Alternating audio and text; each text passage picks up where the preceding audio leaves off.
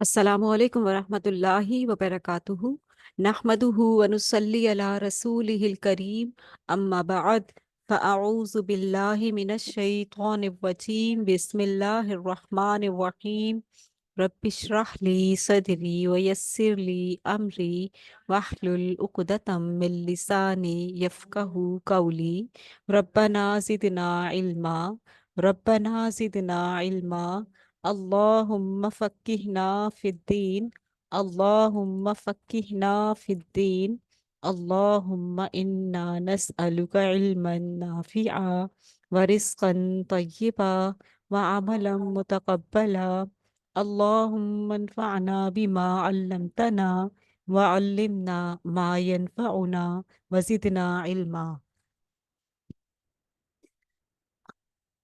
अल्लाहुम्मा इन्ना नऊज़ु बिका मिन इल्मिन ला यनफ़अ व मिन क़ल्बिन ला यख़शअ व मिन नफ़्सिन ला तशबअ व मिन दअवतिन ला युस्तजाबु लहा।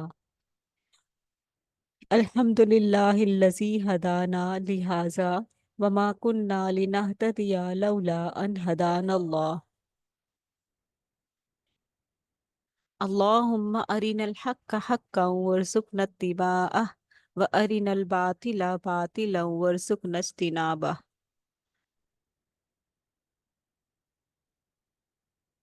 अल्लाहुम्मा आति नफ्सी तक़वाहा व ज़क्किहा अंत खैरु मन ज़क्काहा अंत वलियुहा व मौलाहा।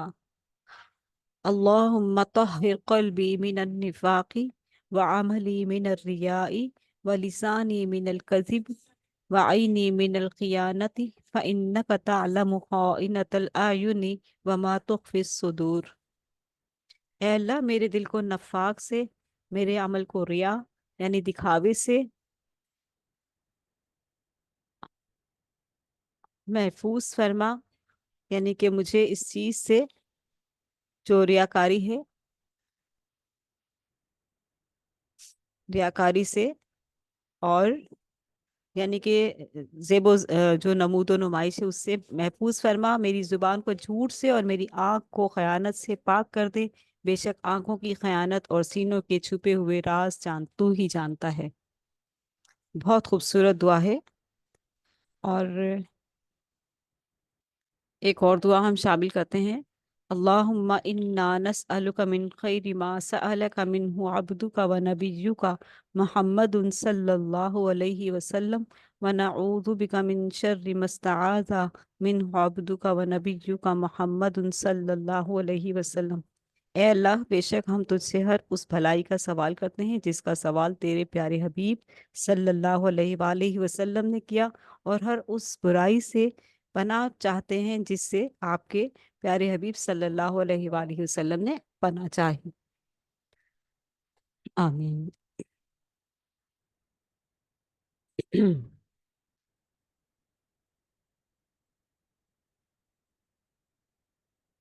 मुख्तसर मज़ामीन खुलासा मज़ामीन कुरान, तीसरा पारा हम पढ़ने जा रहे हैं। तीसरे पारे में सूरह बकरा के आखिरी 8 रुकू शामिल हैं, यानी रुकू 33 से रुकू 40 तक, और सूरह आले इमरान के 20 में से इब्तिदाई 9 रुकू शामिल हैं। ठीक है, तो सूरह बकरा के 40 रुकू हैं कुल, और आज सूरह बकरा हमारी कंप्लीट हो जाएगी और सूरह आल इमरान के इब्तिदाई 9 रुकू हम पढ़ेंगे। बेसिकली आज जो हम पढ़ने जा रहे हैं तीसरे पारे में, उसमें माल के खर्च करने की बहुत अहमियत और वजाहत होगी, जिसे हम आ, देखेंगे। लेकिन इससे पहले हम जो हमने कल थोड़ा सा देखा था कि हमने पढ़ा था इसमें कल के पारे में बहुत इंपॉर्टेंट आए थे कि व मिनन नासी मन यत्तखिज़ मिन दूनिल्लाहि अंदादन युहिब्बूनहुम का हुब्बिल्लाह वल्लज़ीना आमनू अशद्दु हुब्बन लिल्लाह वलौ यरल्लज़ीना ज़लमू इज़ यरौनल अज़ाब अन्नल कुव्वत लिल्लाहि जमीआ अन्नल्लाह शदीदुल अज़ाब।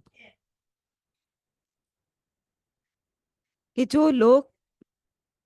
जो अल्लाह के सिवा दूसरों को उसका हमसर اور مد مقابل بناتے ہیں، اور ان کے ایسے گرویدہ ہیں جیسی اللہ کے ساتھ گرویدگی ہونی چاہیے، ٹھیک ہے، جیسی اللہ کے ساتھ گرویدگی ہونی چاہیے، محبت ہونی چاہیے۔ حالانکہ ایمان رکھنے والے لوگ سب سے زیادہ بڑھ کر اللہ کو محبوب رکھتے ہیں۔ والذین آمنوا اشد حبا للہ، کاش جو کچھ عذاب کو دیکھ کر انہیں سوجھنے والا ہے، یعنی کہ دنیا میں ہمیں ابھی وقت موجود ہے نا، کہ ہم کیسی محبت رکھے ہوئے ہیں، کس سے محبت، اللہ کی محبت میں کسی اور کو اللہ جیسی محبت یا اللہ جیسا حق تو نہیں دے رہے۔ یہ دنیا ہی میں اللہ تعالیٰ ہمیں بتا رہے ہیں کہ دیکھو، ابھی دیکھ لو، اپنے آپ کو چیک کر لو، جیسے انسان دیکھتا ہے نا، چیک کرتا ہے کہ میرے مال میں کوئی سود تو شامل نہیں ہے، میرے اعمال میں کہیں جھوٹ تو شامل نہیں ہے، ہم؟ اور جو ہے میری اعمال میں کہیں چغلی تو شامل نہیں ہے۔ اسی طریقے سے ہم اپنی اللہ کی محبت میں، اللہ کی محبت کے ساتھ ہم یہ چیک کر سکتے ہیں کہ کہیں ہماری اللہ کے ساتھ جو محبت ہے اس میں اللہ جیسی کسی اور کی محبت تو شامل نہیں کر رکھی ہم نے، کیونکہ اللہ جیسا تو کوئی نہیں ہے۔ اس لیے ہمیں اس چیز کو غور سے، بہت غور طلب رکھنا ہے کہ ہم کہیں اللہ کی محبت میں کوئی ایسی چیز تو نہیں شامل کیے ہوئے، کیونکہ اگر ہم نے دنیا میں غور نہیں کیا، اللہ تعالیٰ ہمیں غور کروا رہے ہیں۔ اللہ تعالیٰ بتا رہے ہیں کہ حالانکہ ایمان رکھنے والے لوگ سب سے بڑھ کر اللہ کو محبوب رکھتے ہیں۔ کاش، اللہ تعالیٰ کہہ رہے کاش، اللہ کا کاش عام کاش نہیں ہوتا، اللہ کا کاش بہت اہمیت کا حامل ہے، کیونکہ وہ اپنے بندوں سے بہت محبت کرتا ہے، وہ نہیں چاہتا کہ اس کا ایک بھی بندہ جہنم میں جائے۔ فرمایا کاش جو کچھ عذاب کو سامنے دیکھ کر انہیں، یعنی لوگوں کو سوجھنے والا ہے، وہ آج ہی ان ظالموں کو سوجھ جائے کہ ساری طاقتیں اور سارے اختیارات اللہ ہی کے قبضے میں ہیں، اور یہ کہ اللہ سزا دینے میں بہت سخت ہے، سزا دینے میں بھی بہت سخت ہے۔ جب وہ سزا دے گا اس وقت کیفیت یہ ہوگی کہ وہی پیشوا اور رہنما جن کی دنیا میں پیروی کی گئی تھی، اپنے پیروکاروں سے بے تعلقی ظاہر کر دیں گے کہ ہمارا تو ان سے کوئی تعلق نہیں ہے، ہم تو ان کو نہیں جانتے، ہمیں کیا معلوم انہوں نے ہمارے پیچھے ہمارے مزار بنا دیے تھے یا ہمارے نام کے لنگر بانٹتے تھے۔ وہ اس طرح سے لا تعلقی ظاہر کریں گے۔ تو پھر پیچھے جو دوسرے ہوں گے جو اس طرح کے کام کرتے تھے، ان کا کیا ہوگا؟ اللہ تعالیٰ کہہ رہے ہیں مگر وہ سزا پا کر رہیں گے جنہوں نے یہ کام کیے اور دنیا سے فوت ہو کر اسی حالت میں آ گئے، اور ان کے سارے اسباب وسائل کا سلسلہ کٹ جائے گا۔ یہ جو وسیلے واسطے ہیں، یہ اسباب اور وسائل کی تو ہیں جن کے بغیر دنیا کے لوگ چلتے نہیں ہیں۔ ہماری تو فلاں بزرگ کے ساتھ لڑی چل رہی ہے، ہماری تو فلاں بزرگ کے ساتھ لڑی چل رہی ہے، یہ کس نے ایجاد کی ہے؟ قرآن مجید تو اس کی نفی کر رہا ہے۔ آخر ہم اس بات کو کب سمجھیں گے؟ ہم نے جو دنیاوی لڑیاں بنا رکھی ہیں وہ سب کمزور ہیں، صرف ایک ہی رسی، اللہ کی رسی جو قرآن مجید ہے، وہ سب سے مضبوط ہے، جو انسان کو سیدھا کر دیتی ہے۔ تو اس لیے وہ لوگ جو دنیا میں ان کی پیروی کرتے تھے کہیں گے کہ کاش ہم کو پھر ایک موقع دیا جاتا، تو جس طرح آج یہ ہم سے بیزاری ظاہر کر رہے ہیں، ہم ان سے بیزار ہو کر دکھاتے۔ کیسے آج ابھی آپ بھی جو تعظیم میں لگے ہوئے ہیں، کس طرح سے جھک جھک کر، ہاتھ جوڑ جوڑ کر، ان کے پاؤں چوم چوم کر، ان کے ہاتھوں کو چوم چوم کر یہ حرکتیں کر رہے ہوتے ہیں کہ یہ ہماری بگڑی لگا دیں گے، یہ ہمیں اللہ سے بیٹا لے کے دیں گے، یہ ہمیں اللہ سے یہ لے کر دیں گے۔ یہ سارے کے سارے کام حرام کام ہیں، ٹھیک ہے؟ یہ جس طرح سے ان کی عزت ہے، ان پہ مال بٹورتے ہیں، اس دن حسرت کریں گے کہ کاش ہمیں دوبارہ دنیا میں جانا ملے، تو جیسی نفرت انہوں نے آج ہمیں دکھائی ہے، ایسی ہی نفرت ان سے ہم دنیا میں کریں گے جا کر۔ لیکن اب تو وقت گزر چکا نا، اب دوبارہ دنیا تھوڑی قائم ہوگی۔ یوں اللہ ان لوگوں کے وہ اعمال جو یہ دنیا میں کر رہے ہیں ان کے سامنے اس طرح لائے گا کہ یہ حسرتوں اور پیشانیوں اور پشیمانیوں کے ساتھ ہاتھ ملتے رہیں گے، مگر آگ سے نکلنے کی کوئی جو ہے نہیں پائیں گے، راہ نہ پائیں گے۔ یہ حسرت، یعنی کہ قرآن مجید میں اللہ تعالیٰ نے صاف صاف بتا دیا ہے، اور بتا دیا ہے کہ ایک اللہ کی عبادت کرو، اس کے ساتھ کسی کو شریک نہ ٹھہراؤ۔ اللہ تعالیٰ ہم سب کو صحیح راستے کی، صحیح سیدھے سیدھے سیدھے راستے کی ہدایت عطا فرمائے، جو ہم ہر روز نماز میں مانگتے ہیں، دل سے مانگا کرے اہدنا الصراط المستقیم، اہدنا الصراط المستقیم، صراط الذین انعمت علیہم غیر المغضوب علیہم ولا الضالین، آمین۔ چلیے ہم پڑھتے ہیں تیسرا پارہ۔ اعوذ باللہ من الشیطان الرجیم، بسم اللہ الرحمن الرحیم۔ تلک الرسل فضلنا بعضهم على بعض منهم من کلم اللہ ورفع بعضهم درجات وآتینا عیسی ابن مریم البینات وأیدناه بروح القدس ولو شاء اللہ ما ولو شاء الله ما اقتتل الذين من بعد ما جاءتهم البينات ولكن اختلفوا فمنهم من آمن ومنهم من كفر ولو شاء الله ما اقتتلوا ولكن الله يفعل ما يريد۔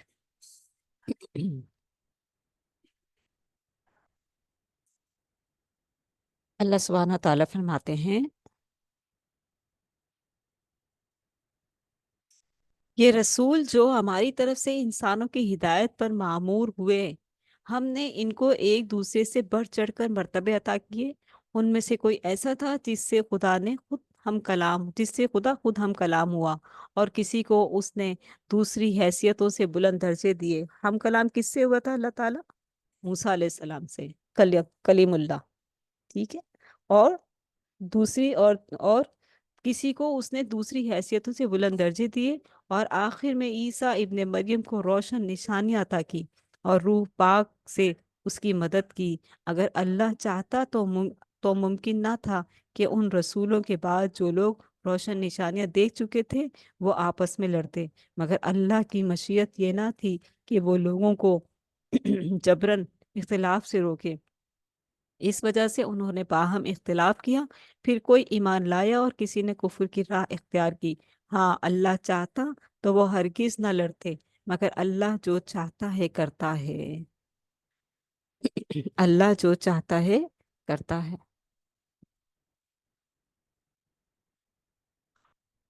سورۃ بقرہ ہم پڑھ رہے ہیں، اور رکوع نمبر 33۔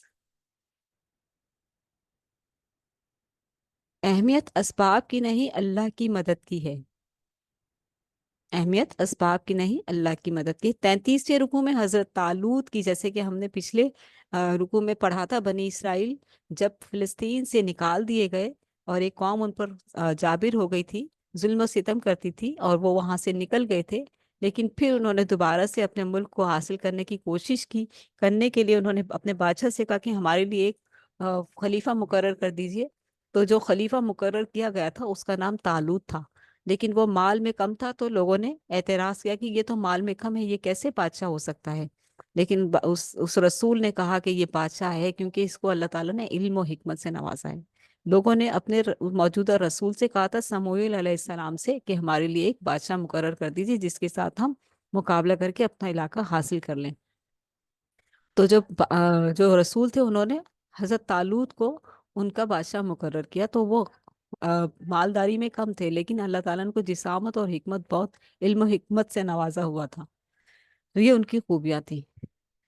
تو 33ویں رکوع میں حضرت طالوت کی جالوت کے ساتھ جنگ کا ذکر ہے، ٹھیک ہے۔ لوگ تیار ہو گئے، حضرت طالوت کو مان لیا انہوں نے اپنا بادشاہ، اپنا جو رہنما اور لیڈر، اور اب وہ چل پڑے جنگ کے لیے۔ حضرت طالوت کا لشکر تعداد اور اسباب کے اعتبار سے کمزور تھا، اس کو امیجن کریں، جا رہے ہیں مقابلے کے لیے، ٹھیک ہے، لیکن ان کا بھروسہ اللہ پر تھا۔ کن کا؟ جو فلسطین کو فتح کرنے کے لیے جا رہے تھے، انہوں نے اللہ سے صبر و استقامت اور نصرت کی دعا کی، صبر و استقامت اور نصرت کی دعا کی۔ بہت خوبصورت دعا ہے یہ، ہم اس کو دعا کو شامل کریں گے۔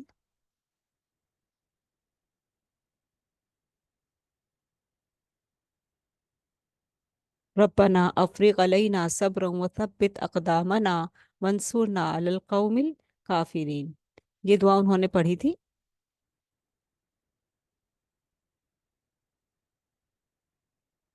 کہ اللہ ہم پر صبر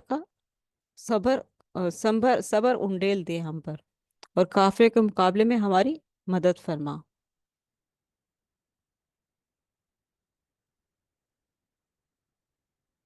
چلیے آگے چلتے ہیں۔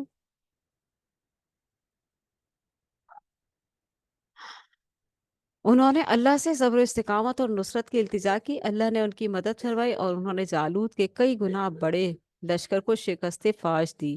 گویا اہمیت اسباب کی نہیں، اللہ کی مدد کی ہے۔ یہ مدد ان کے لیے ہے جن کی نیتوں میں اخلاص ہو اور جو حق کی خاطر ڈٹ جانے والے ہوں۔ ٹھیک ہے، لیکن انہیں ایک چیز سے آزمایا گیا تھا۔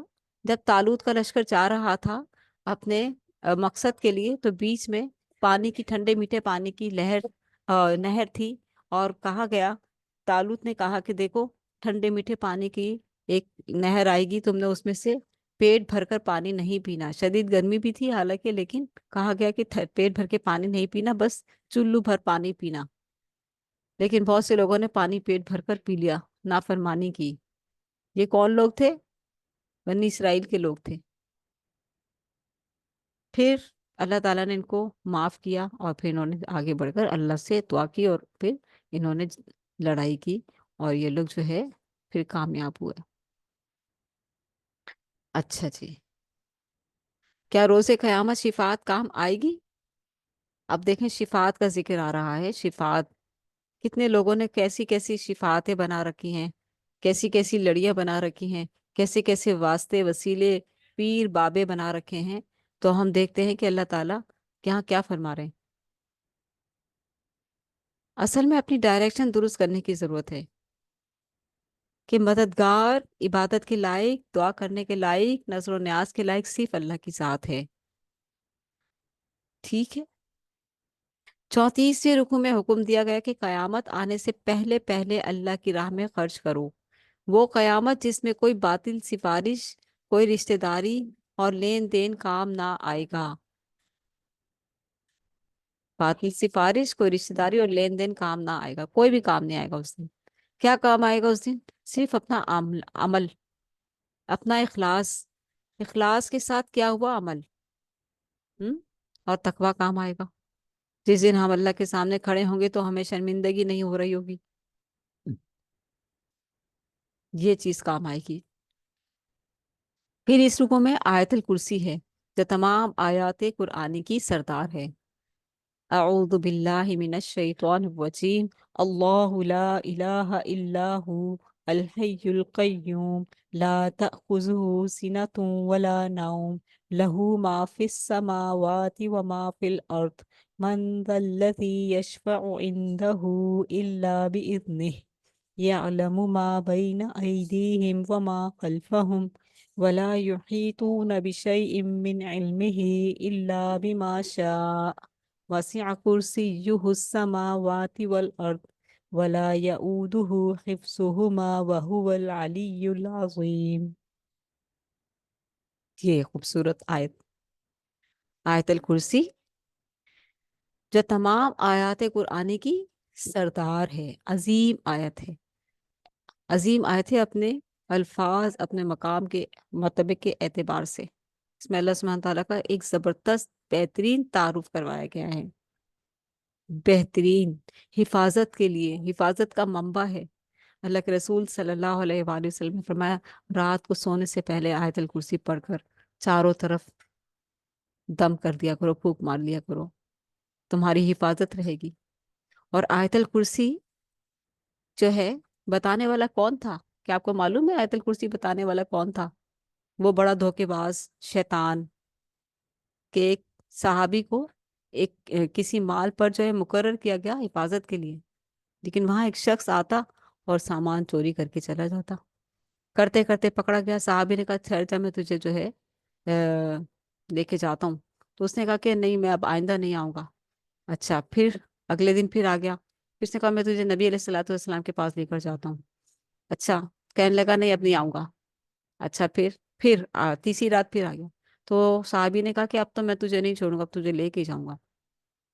تو اس نے کہا اچھا، میں تمہیں ایک چیز بتا دوں، اگر تم وہ رات کو پڑھ کر سو تو تمہاری کوئی چیز نہیں چوری کرے گا، اس کی حفاظت رہے گی رات بھر۔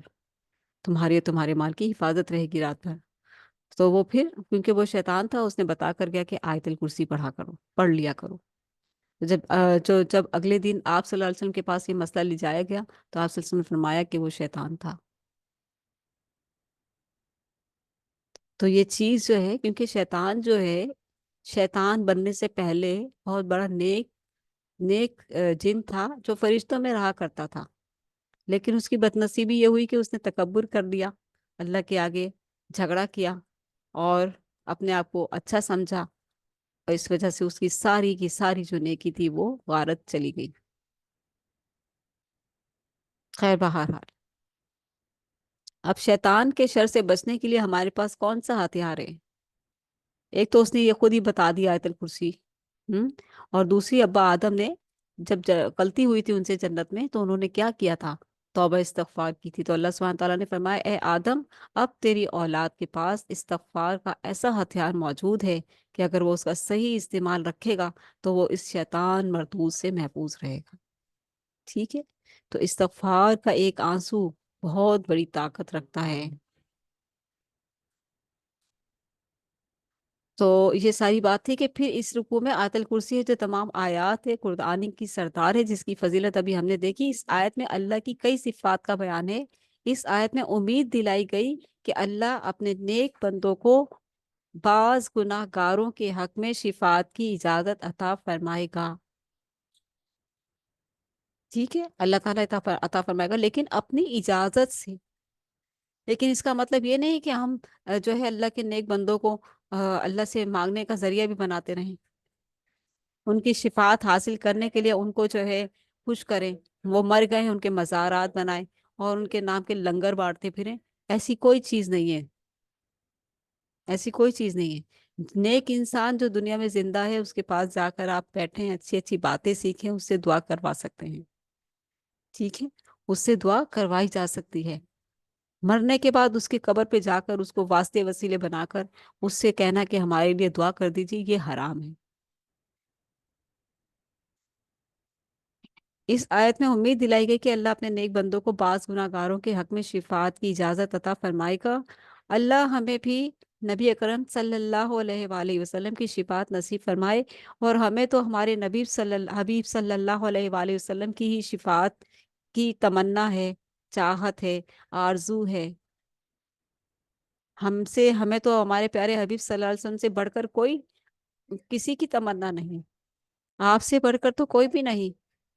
آپ تو عظیم ہیں، انبیاء، امام الانبیاء ہیں، خاتم النبیین ہیں، رحمت للعالمین ہیں۔ اللہ تعالی ہمیں آپ صلی اللہ علیہ وآلہ وسلم کے ہاتھ مبارک سے وہ حوض کوثر کا پانی بھی نصیب فرمائے اور آپ کی شفاعت بھی نصیب فرمائے۔ آمین۔ آیت الکرسی کے بعد ارشاد ہوا کہ اللہ اپنے نیک بندوں کا ولی ہے۔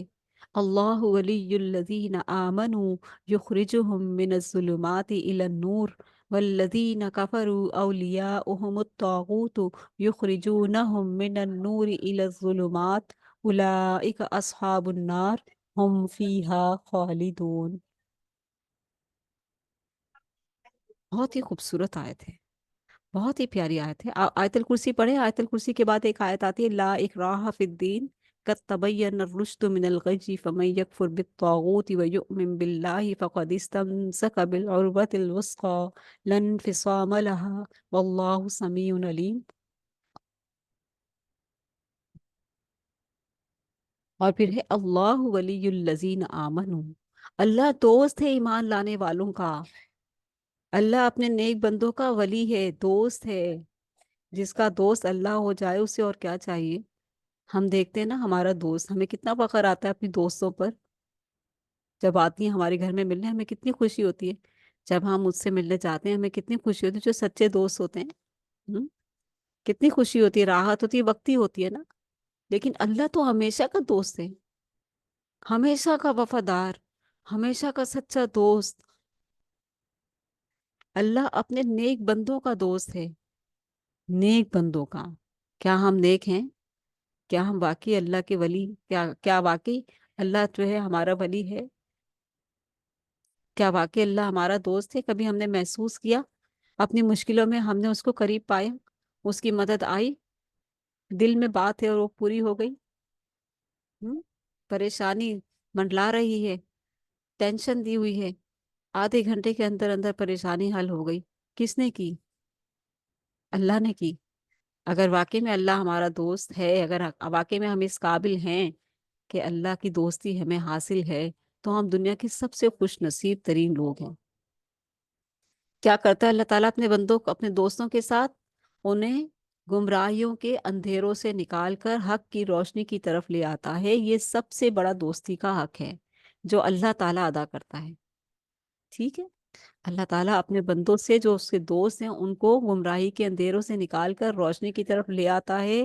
یعنی یہ جنت میں چلے جائیں گے. یہ سب سے بڑا پیارا دوستی کا حق ہے، سب سے پیارا، کہ جو رب اپنے بندے کو اپنا دوست بنا لے اور اس کو اس طرح سے بچا بچا کر دنیا کی برائیوں سے نکالتا چلا جائے، گمراہیوں اندھیروں سے نکالتا چلا جائے، اور حق اور روشنی کی طرف لے آتا چلا جائے، اور آخر کار وہ جنت میں اس کو دے لے جائے. یہ بہت بڑی کامیابی ہے، غیبی مدد ہے، غیبی. اللہ نظر نہیں آتا، لیکن اللہ بہت قریب ہے اپنے پیارے بندوں کے.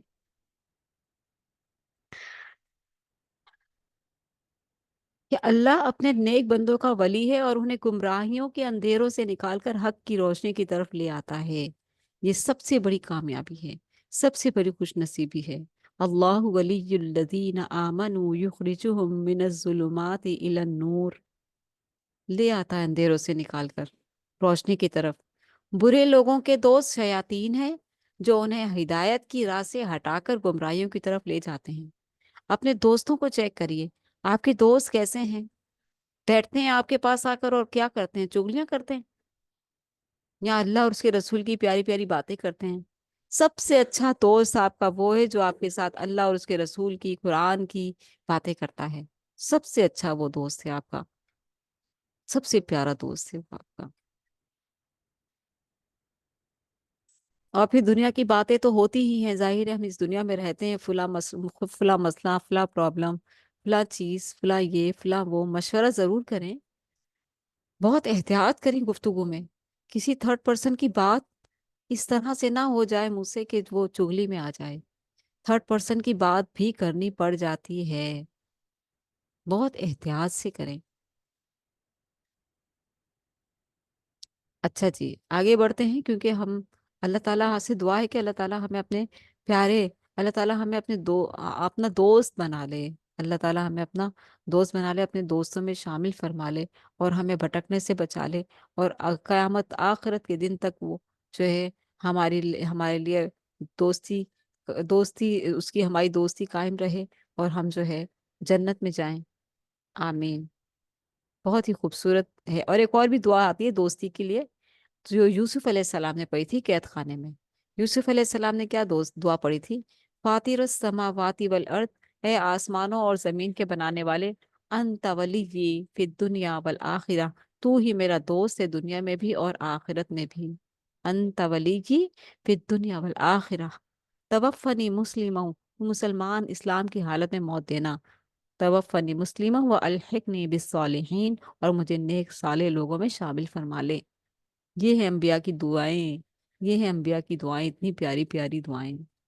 یہ اللہ تعالیٰ سے باتیں کرتے ہیں، نیک لوگ اللہ سے باتیں کرتے ہیں. انبیاء کرام کی باتوں کو دیکھیں قرآن مجید میں، وہ کیسے اللہ تعالیٰ سے باتیں کرتے ہیں، کیسے مناجات کرتے ہیں. ہم بھی ویسے کر سکتے ہیں، کیوں ہم نہیں کرتے ویسے باتیں اللہ تعالیٰ سے؟ اللہ تعالیٰ ہمیں بھی توفیق عطا فرمائے. آمین. رکو نمبر 35 سورہ بقرہ. کیا مرنے کے بعد دوبارہ زندہ کیا جائے گا؟ 35ویں رکوع میں اللہ کی قدرتوں کے اظہار کے لیے 3 واقعات کا بیان ہے.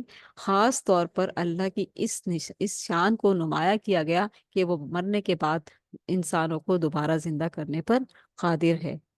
جس میں ایک شخص ایک بستی سے گزر رہا تھا، وہ اوندھے منہ پڑے ہوئے تھے، تو اس نے دل میں سوچا کہ ان کو اللہ کیسے زندہ کرے گا. تو اسی وقت اللہ تعالیٰ نے اسے 100 سال کی نیند سلا دیا، اور ایک طرف اس کا گدھا تھا اور ایک طرف اس کا کھانا تھا. جب اس کو 100 سال کے بعد جگایا گیا تو اس کا گدھا جو ہے، اس کی ہڈیاں بکھری پڑی تھی سڑ کر، اور جو ہے دوسری طرف اس کا کھانا بالکل فریش تھا. اس سے پوچھا کہ تم کتنی دیر سوئے ہو؟ تو اس نے کہا بس ایک دن یا اس سے بھی کم. کھانے کو دیکھا تو فریش تھا. کہا اپنے گدھے کو دیکھو. گدھے کو دیکھا تو بتایا گیا تم 100 سال پڑے رہے. اب دیکھو اپنے گدھے کی طرف کس طرح اللہ تعالیٰ دوبارہ زندہ کرتا ہے. اور پھر جب گدھے پر کی ہڈیوں کو اٹھایا گیا، جوڑا گیا اور انہیں گوشت پوست چڑھایا گیا تو اس کی آنکھوں کو یقین آ گیا. کہنے لگا یقین تو مجھے تھا لیکن قلب کے اطمینان کے لیے میں نے یہ بات کہی، اور اب مجھے قلب اطمینان بھی آ گیا. اسی طریقے سے دوسرا واقعہ حضرت ابراہیم علیہ السلام سے ہے کہ حضرت ابراہیم علیہ السلام نے اللہ تعالیٰ سے کہا اے اللہ میرے دل کے اطمینان کے لیے مجھے دکھا کہ تو کیسے دوبارہ زندہ کرے گا.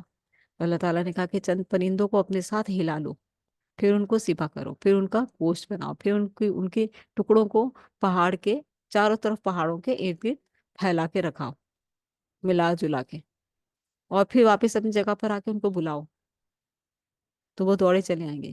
ایسا ہی کیا ابراہیم علیہ السلام نے.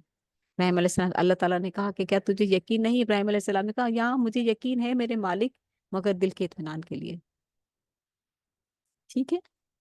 تو اس طریقے سے یہ واقعات جو ہیں ہوئے، اور اللہ تعالیٰ جب چاہتا ہے، جس کو چاہتا ہے، جیسے چاہتا ہے نوازتا ہے.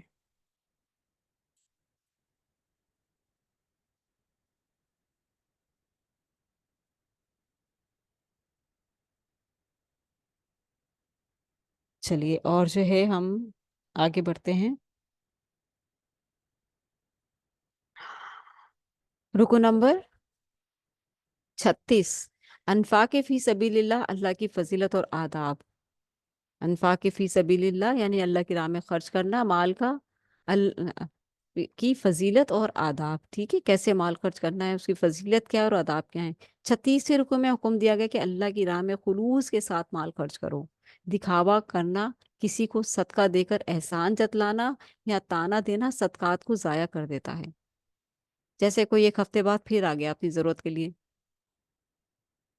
تو کس طرح سے جتایا جاتا ہے کہ ابھی تو آپ کو ایک ہفتہ، ابھی تو آپ آئی تھی، ایک ہفتہ بھی نہیں ہوا، ابھی تو ہم نے آپ کو دیے تھے، آپ پھر آ گئی.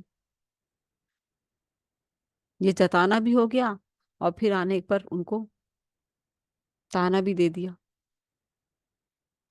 ایسا نہ کریں، پیار سے بات کریں، حسنات، اچھی بات کریں، اچھی بات کریں، برا نہ کہیں، چھڑکے نہیں، جتائیں نہیں، ساری نیکی ضائع ہو جائے گی.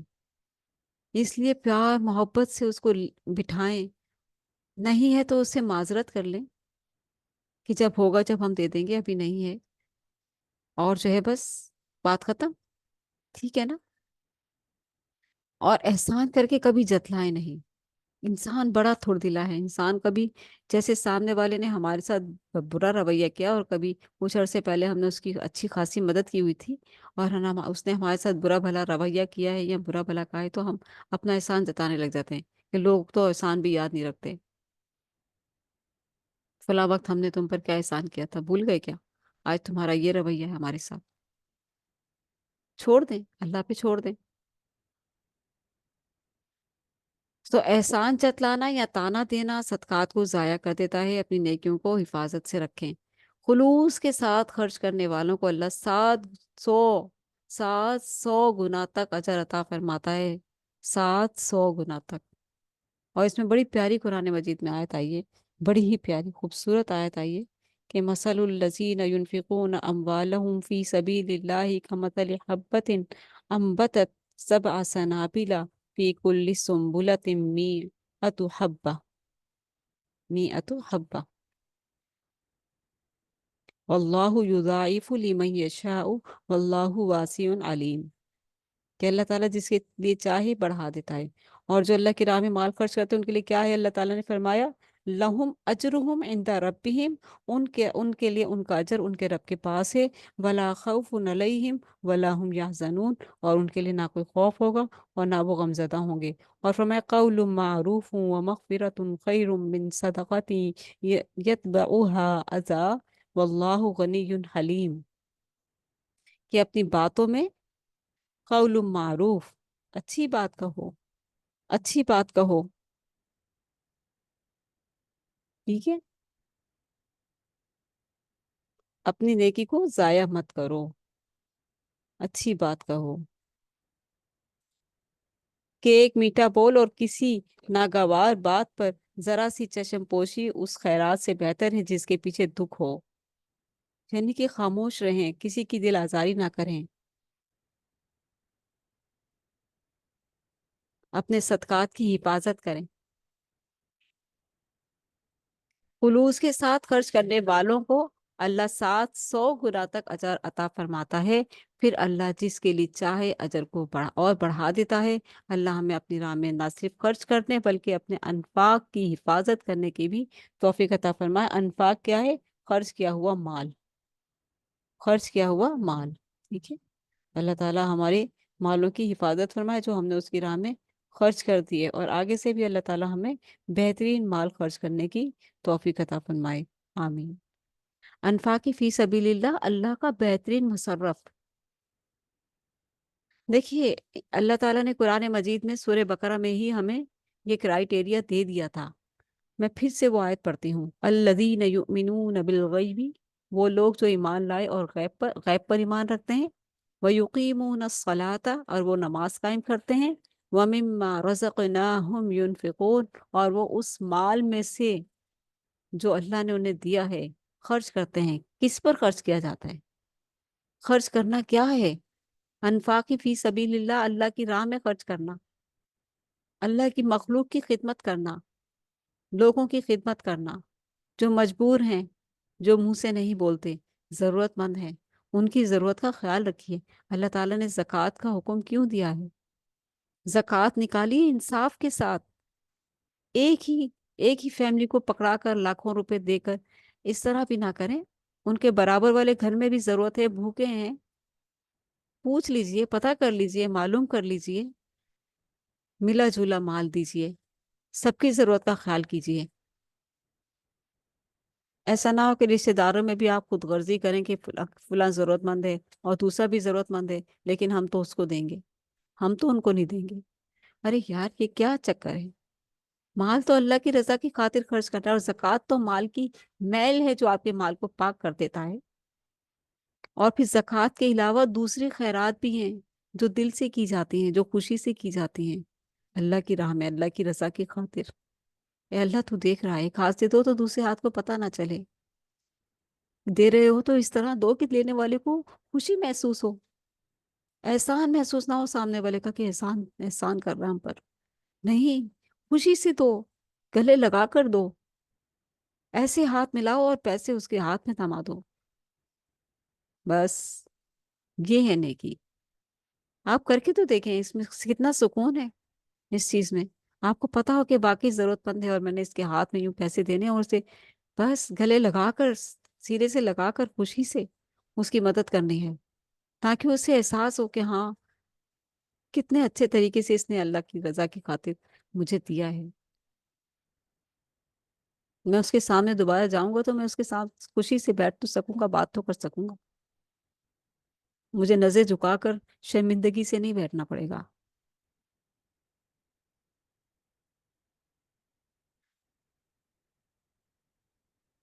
اللہ کی راہ میں اچھا اور پاکیزہ مال خرچ کرو۔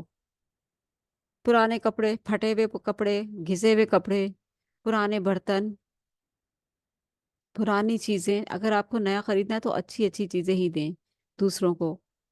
اگر آپ کے پرانے کپڑے ہیں اور وہ پہننے کے لائق ہیں، انہیں اچھا سا دھوئیں، اچھے سے استری کریں، اچھا سا پیک کریں، پیکٹ بنائیں، اس کی ڈھیری بنا کر، گٹھری بنا کر نہ تھما دیں، لے جاؤ، جاؤ لے جاؤ، یہ سارے کپڑے لے جاؤ۔ نہیں، ایسے نہیں، تھوڑا سا وقت نکال لیں، اس کی اچھی سی طے کریں۔ وہ وقت اللہ تعالیٰ کو بہت پسند ہے، وہ خلوص اللہ کو بہت پسند ہے۔ اچھا مال اور پاکیزہ مال خرچ کرو، اٹھا کر پرانی چیزیں ایسے ہی نہ دے دو پھٹی پھٹائی، لو لے جاؤ، یہ بہت بد اخلاقی والی بات ہے۔ اگر پھٹا ہوا ہے تو اسے بٹھاؤ، بتاؤ کہ یار یہ پھٹ گیا تھا لیکن یہ اس قابل ہے کہ آپ پہن سکتے ہیں، اس کو ٹانکا لگا لیجئے گا، ہمارے پاس وقت نہیں ہے ٹانکے کا، یا پھر ہم آپ کو نیا لے دیں گے۔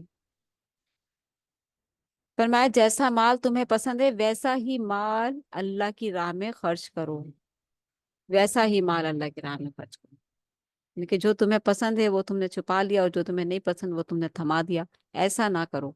اللہ دیکھ رہا ہے۔ پھر انفاق مال کا بہترین مصرف ایسے لوگوں کی مالی مدد کرنا ہے جو دین کی خدمت میں اس طرح لگے ہوئے ہیں کہ معاش کے لیے جد و جہد نہیں کر سکتے، بیٹھے ہیں فرش پر بیٹھے ہیں، قرآن مجید کی تعلیم دے رہے ہیں، کوئی ان کے پاس کپڑے نہیں ہیں، وہی ایک کپڑا، دو جوڑے ہیں، ایک دھویا پہن لیا دوسرا پہن لیا، وہی ایک ٹوپی ہے وہی دھو کر پہن لی، زمین پر بچھانے کے لیے کارپیٹ بھی نہیں ہے، فرش پر بیٹھے ہیں، جیسے صحابہ کرام حضرت عمر فاروق کس طرح سے کنکریوں پر لیٹے ہوئے سو رہے تھے اور پانی میں بھگو کر روٹی کھا رہے تھے، اور جب کہاں سے ایک بادشاہ آتا ہے، وزیر آتا ہے ملاقات کے لیے، ایران سے یا کسی ایسے سٹی سے آتا ہے، تو وہ جب ملاقات کرتا ہے تو کہتا ہے کہ یہ بادشاہ ہے، یہ بادشاہ ہے، اتنا متاثر ہوتا ہے دیکھ کر۔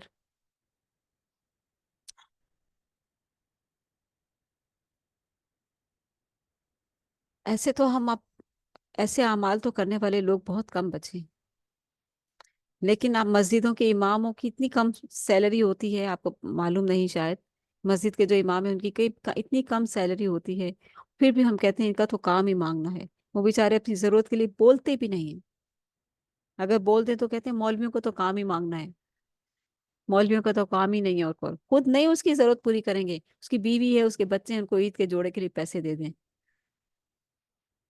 خیال کریں، خیال کریں۔ پھر انفاق کے مال کا بہترین مصرف ایسے لوگوں کی مالی مدد کرنا ہے جو دین کی خدمت میں اس طرح لگے ہوئے کہ معاش کے لیے جدوجہد نہیں کر سکتے۔ مزید فرمائے کہ مال و دولت سے زیادہ بڑی نعمت حکمت ہے۔ حکمت یعنی حق و باطل کو پہچاننے والی باطنی بصیرت، جسے حکمت عطا کی گئی، یؤتی الحکمت من یشاء ومن یؤت الحکمت فقد اوتی خیرا کثیرا وما یذکر الا اولو الالباب۔ جسے حکمت عطا کی گئی، باطنی بصیرت جسے حکمت عطا کی گئی، اسے تو بہت بڑی بھلائی مل گئی، اللہ ہمیں بھی عطا فرمائے، آمین۔ سورہ بقرہ ہی میں آتی ہے یہ آیت، آیت نمبر اوپر دیکھ لیں، یہ آیت بہت خوبصورت ہے۔ یؤتی الحکمت من یشاء ومن یؤت الحکمت فقد اوتی خیرا کثیرا وما یذکر الا اولو الالباب۔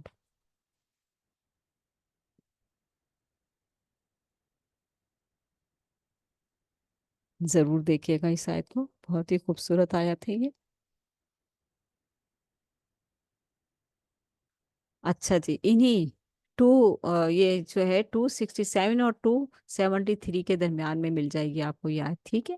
سورہ بقرہ کی آخری آیات میں ملے گی آپ کو یہ آیت، بہت پیاری آیت ہے، پڑھا کریں یہ آیت۔ اچھا جی، رکو نمبر 38، سودی لین دین کی زوردار مذمت۔ سود، ظاہر ہے مومن ہم مسلمان ہیں، ہم بینکوں کی انویسٹمنٹ سے ڈرتے ہیں، اور اپنا جو بھی ہے، جو بھی ضرورت ہے جس طرح سے بھی ہے پوری کر لیتے ہیں، لیکن بینکوں کی شکل نہیں دیکھتے، کیونکہ وہاں سود ہے، سود حرام ہے، اور بینک کی جاب سے بھی ہم بچتے ہیں، بچنا بھی چاہیے۔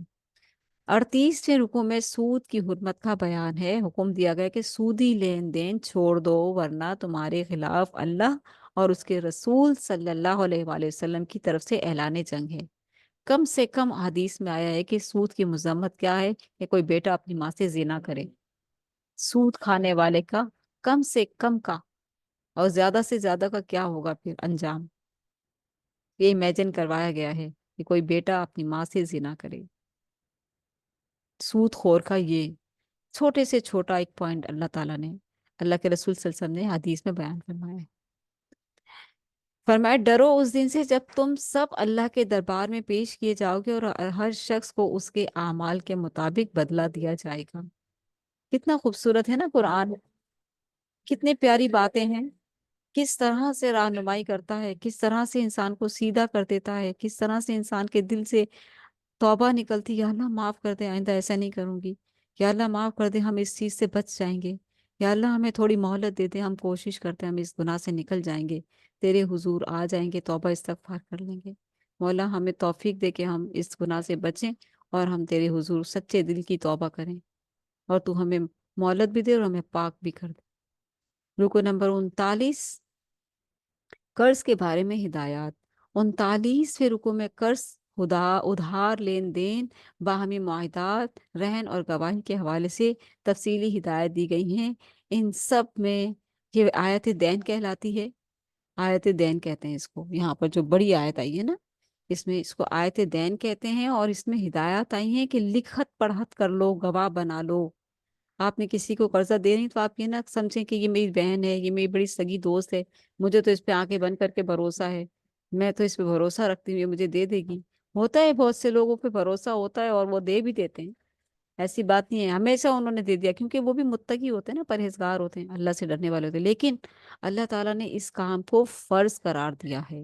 اگر آپ کسی سے قرض لے رہے ہیں یا دے رہے ہیں، آپ نے دو گواہ بنانے ہیں، ایک گواہ ضرور بنانا ہے، مرد ہے تو ایک گواہ، عورتیں ہیں تو دو گواہ، ٹھیک ہے؟ اس آیت کو نکال کر ضرور پڑھیے گا۔ رکو نمبر 40، جو سورہ البقرہ کا آخری رکو ہے، للہ ما فی السماوات و ما فی الارض و ان تبدو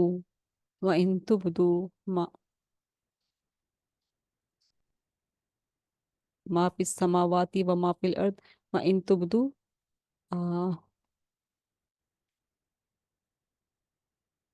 اور میں دیکھی میں نماز میں پڑھتی ہوں یہ رکو، اور جو ہے ابھی آ، تھوڑا سا میں بھول رہی ہوں، میں نکالتی ہوں اس کو۔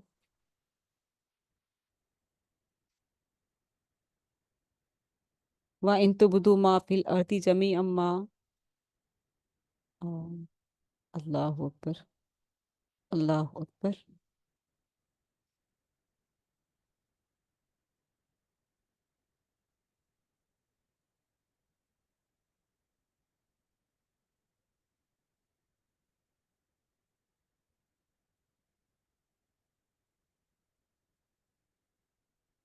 کہاں چلے گئے؟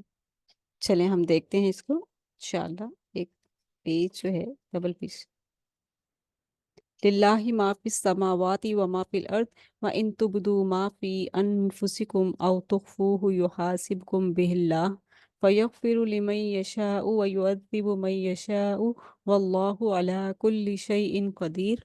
اور پھر سورہ البقرہ کی آخری دو آیات آمن الرسول سے شروع ہوتی ہیں، اور یہ آخری جو دو آیات ہیں، اس سے پہلے ایک ہی آیات آتی ہے جو میں نے آپ کے سامنے پڑھی، 3 آیات پر مشتمل سورہ بقرہ کا آخری 40واں رکوع ہے۔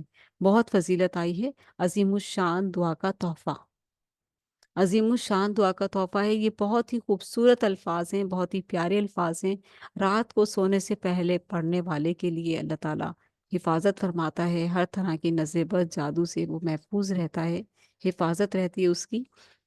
اور اس کو جو ہے نماز میں بھی پڑھا کریں، اور اس کی بہت فضیلت آئی ہے، یہاں تک کہ یہ آسمان سے اترا ہوا تحفہ ہے، یہ آسمان کے اس دروازے سے اترا ہوا تحفہ ہے، یہ آیات سورہ فاتحہ اور یہ سورہ البقرہ کی آخری دو آیات کے۔ ایک مرتبہ آپ صلی اللہ علیہ وآلہ وسلم بیٹھے ہوئے تھے جبریل امین کے ساتھ، اور زور سے آواز آتی ہے، تو آپ صلی اللہ علیہ وسلم پوچھنے کہ یہ کیا ہوا، تو جبریل امین کہتے ہیں کہ یہ وہ دروازہ ہے جو آج سے پہلے نہیں کھلا۔ پھر جو فرشتہ ہے وہ آتا ہے، تو وہ کہتے ہیں کہ یہ کون ہے، تو آپ صلی اللہ علیہ وسلم کہتے ہیں یہ کون ہے، تو آپ صلی اللہ علیہ وسلم یہ وہ فرشتہ ہے جو آج سے پہلے کبھی نہیں اترا۔ اور پھر وہ آیات، یہ جو دو آیات ہیں وہ یہ لے کر آتا ہے، تو آپ صلی اللہ علیہ وسلم کو دی جاتی ہے، یہ تحفہ ہے سورۃ البقرہ کی آخری دو آیات۔ اور احادیث میں آتا ہے کہ جو شخص سورہ الفاتحہ اور سورہ البقرہ کی آخری دو آیات کو ملا کر پڑھ کر جو بھی دعا کرتا ہے وہ قبول ہوتی ہے، اور اللہ تعالیٰ نے ان دو سورت یعنی سورہ فاتحہ اور اللہ اور سورہ البقرہ کی آخری دو آیات کو دو نور کہا ہے، دو نور ہیں یہ دو نور ہیں، ٹھیک ہے؟ چلیے ہم دیکھتے ہیں 40ویں رکوع میں آخرت کے محاسبے کے سے خبردار کیا گیا۔ فرمایا وَإِن تُبْدُوا مَا فِي أَنفُسِكُمْ أَوْ تُخْفُوهُ يُحَاسِبْكُم بِهِ اللَّهُ، چاہے تم کسی بات کو ظاہر کرو یا چھپاؤ، اللہ تم سے حساب لے لے گا۔ اللہ تعالیٰ نے دونوں کاندھوں پر کرامن کاتبین بٹھائے ہیں نا، لکھنے کے لیے، وہ لکھ رہے ہیں، وہ ویڈیو بنا رہے ہیں، ہر چیز سامنے آ جائے گی۔ تو اللہ کہہ رہے تو چاہے تم چھپاؤ چاہے نہ چھپاؤ، ظاہر کرو، اللہ تم کو سب، اللہ تم سے حساب لے لے گا۔ اللہم حاسبنا حسابا یسیرا، اے اللہ ہم سے حساب فرما آسان حساب۔ یہ دعا پڑھا کریں، بڑی پیاری دعا ہے، اللہم حاسبنا حسابا یسیرا۔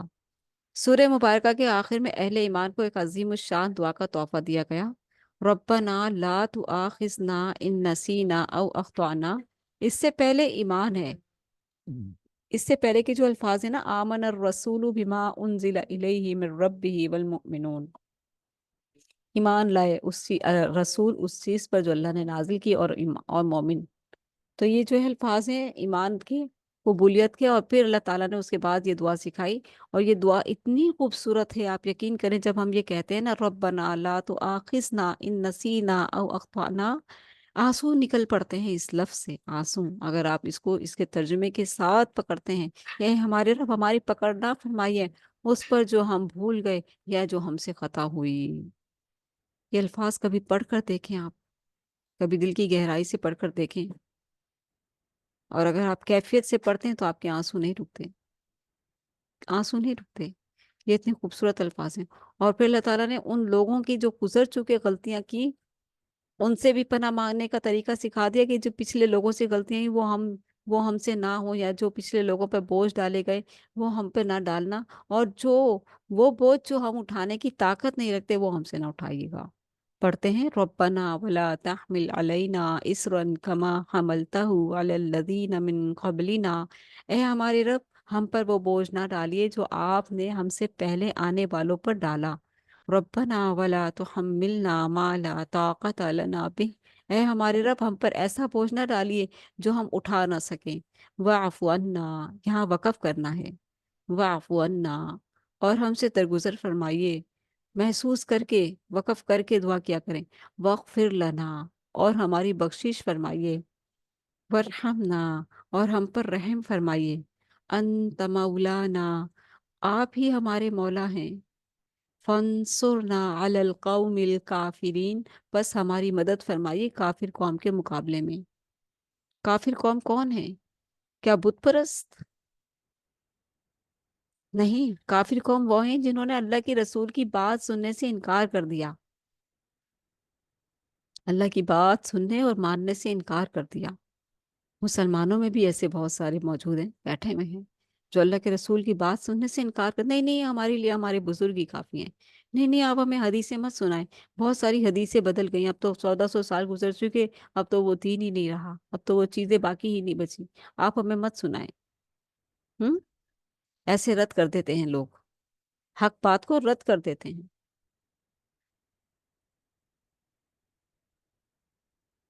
ایسے کافروں سے اللہ ہماری مدد فرمائے، ایسے کافروں کے مقابلے میں اللہ ہماری مدد فرمائے، جنہوں نے اللہ کی بات سننے سے انکار کر دیا، اللہ کے رسول کی بات سننے سے انکار کر دیا، اللہ کے رسول کی دی ہوئی دعوت کو ماننے سے انکار کر دیا۔ مسلمانوں میں بھی تو ایسے ہیں، مشرکین مکہ کون تھے؟ اللہ کو مانتے تھے، مسلمان کہتے تھے خود کو، خانہ کعبہ کے طواف کون کرتا ہے، حج کون کرتا ہے، حاجیوں کی خدمت کون کرتا ہے، دین ابراہیمی پر چل رہے تھے، وہ لوگ خود کو مسلمان کہتے تھے۔ مسلمانوں میں محمد رسول اللہ صلی اللہ علیہ وآلہ وسلم مبعوث فرمائے گئے، کیوں؟ عقیدے کی درستگی کے لیے، کیونکہ انہوں نے اپنے بزرگ بنائے ہوئے تھے، خانہ کعبہ میں ہی رکھے ہوئے تھے بزرگوں کے بت، ان ہستیوں کے بت بنا لیے تھے انہوں نے جن سے وہ محبت کرتے تھے، جو گزر چکے تھے، جو ان کی نظروں میں نیک تھے، بہک گئے تھے۔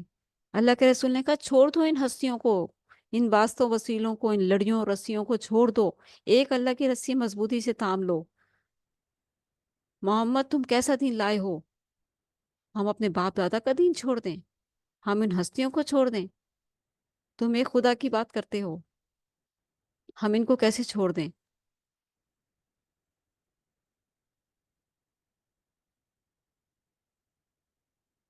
بس پھر جنہوں نے نہیں مانا وہ کافر کہلائے، اللہ کو ماننے کے باوجود بھی کافر کہلائے، جنہوں نے مان لی بات وہ مومن بن گئے، مسلمان بن گئے۔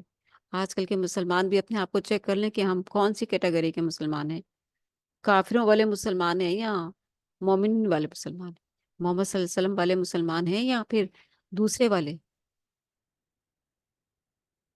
کیونکہ جنگ بدر میں کل ہی میں نے بیان کیا تھا کہ جنگ بدر میں ابو جہل جو کافروں کا سردار تھا، وہ اور ادھر محمد صلی اللہ علیہ وسلم جو مسلمانوں کے سردار تھے، دونوں اللہ سے دعا کر رہے ہیں فتح یابی کی۔ ادھر ابو جہل ہاتھ اٹھا کر دعا کر رہے ہیں، اے اللہ ہمیں فتح یابی دینا، اے اللہ ہمیں فتح یابی دینا۔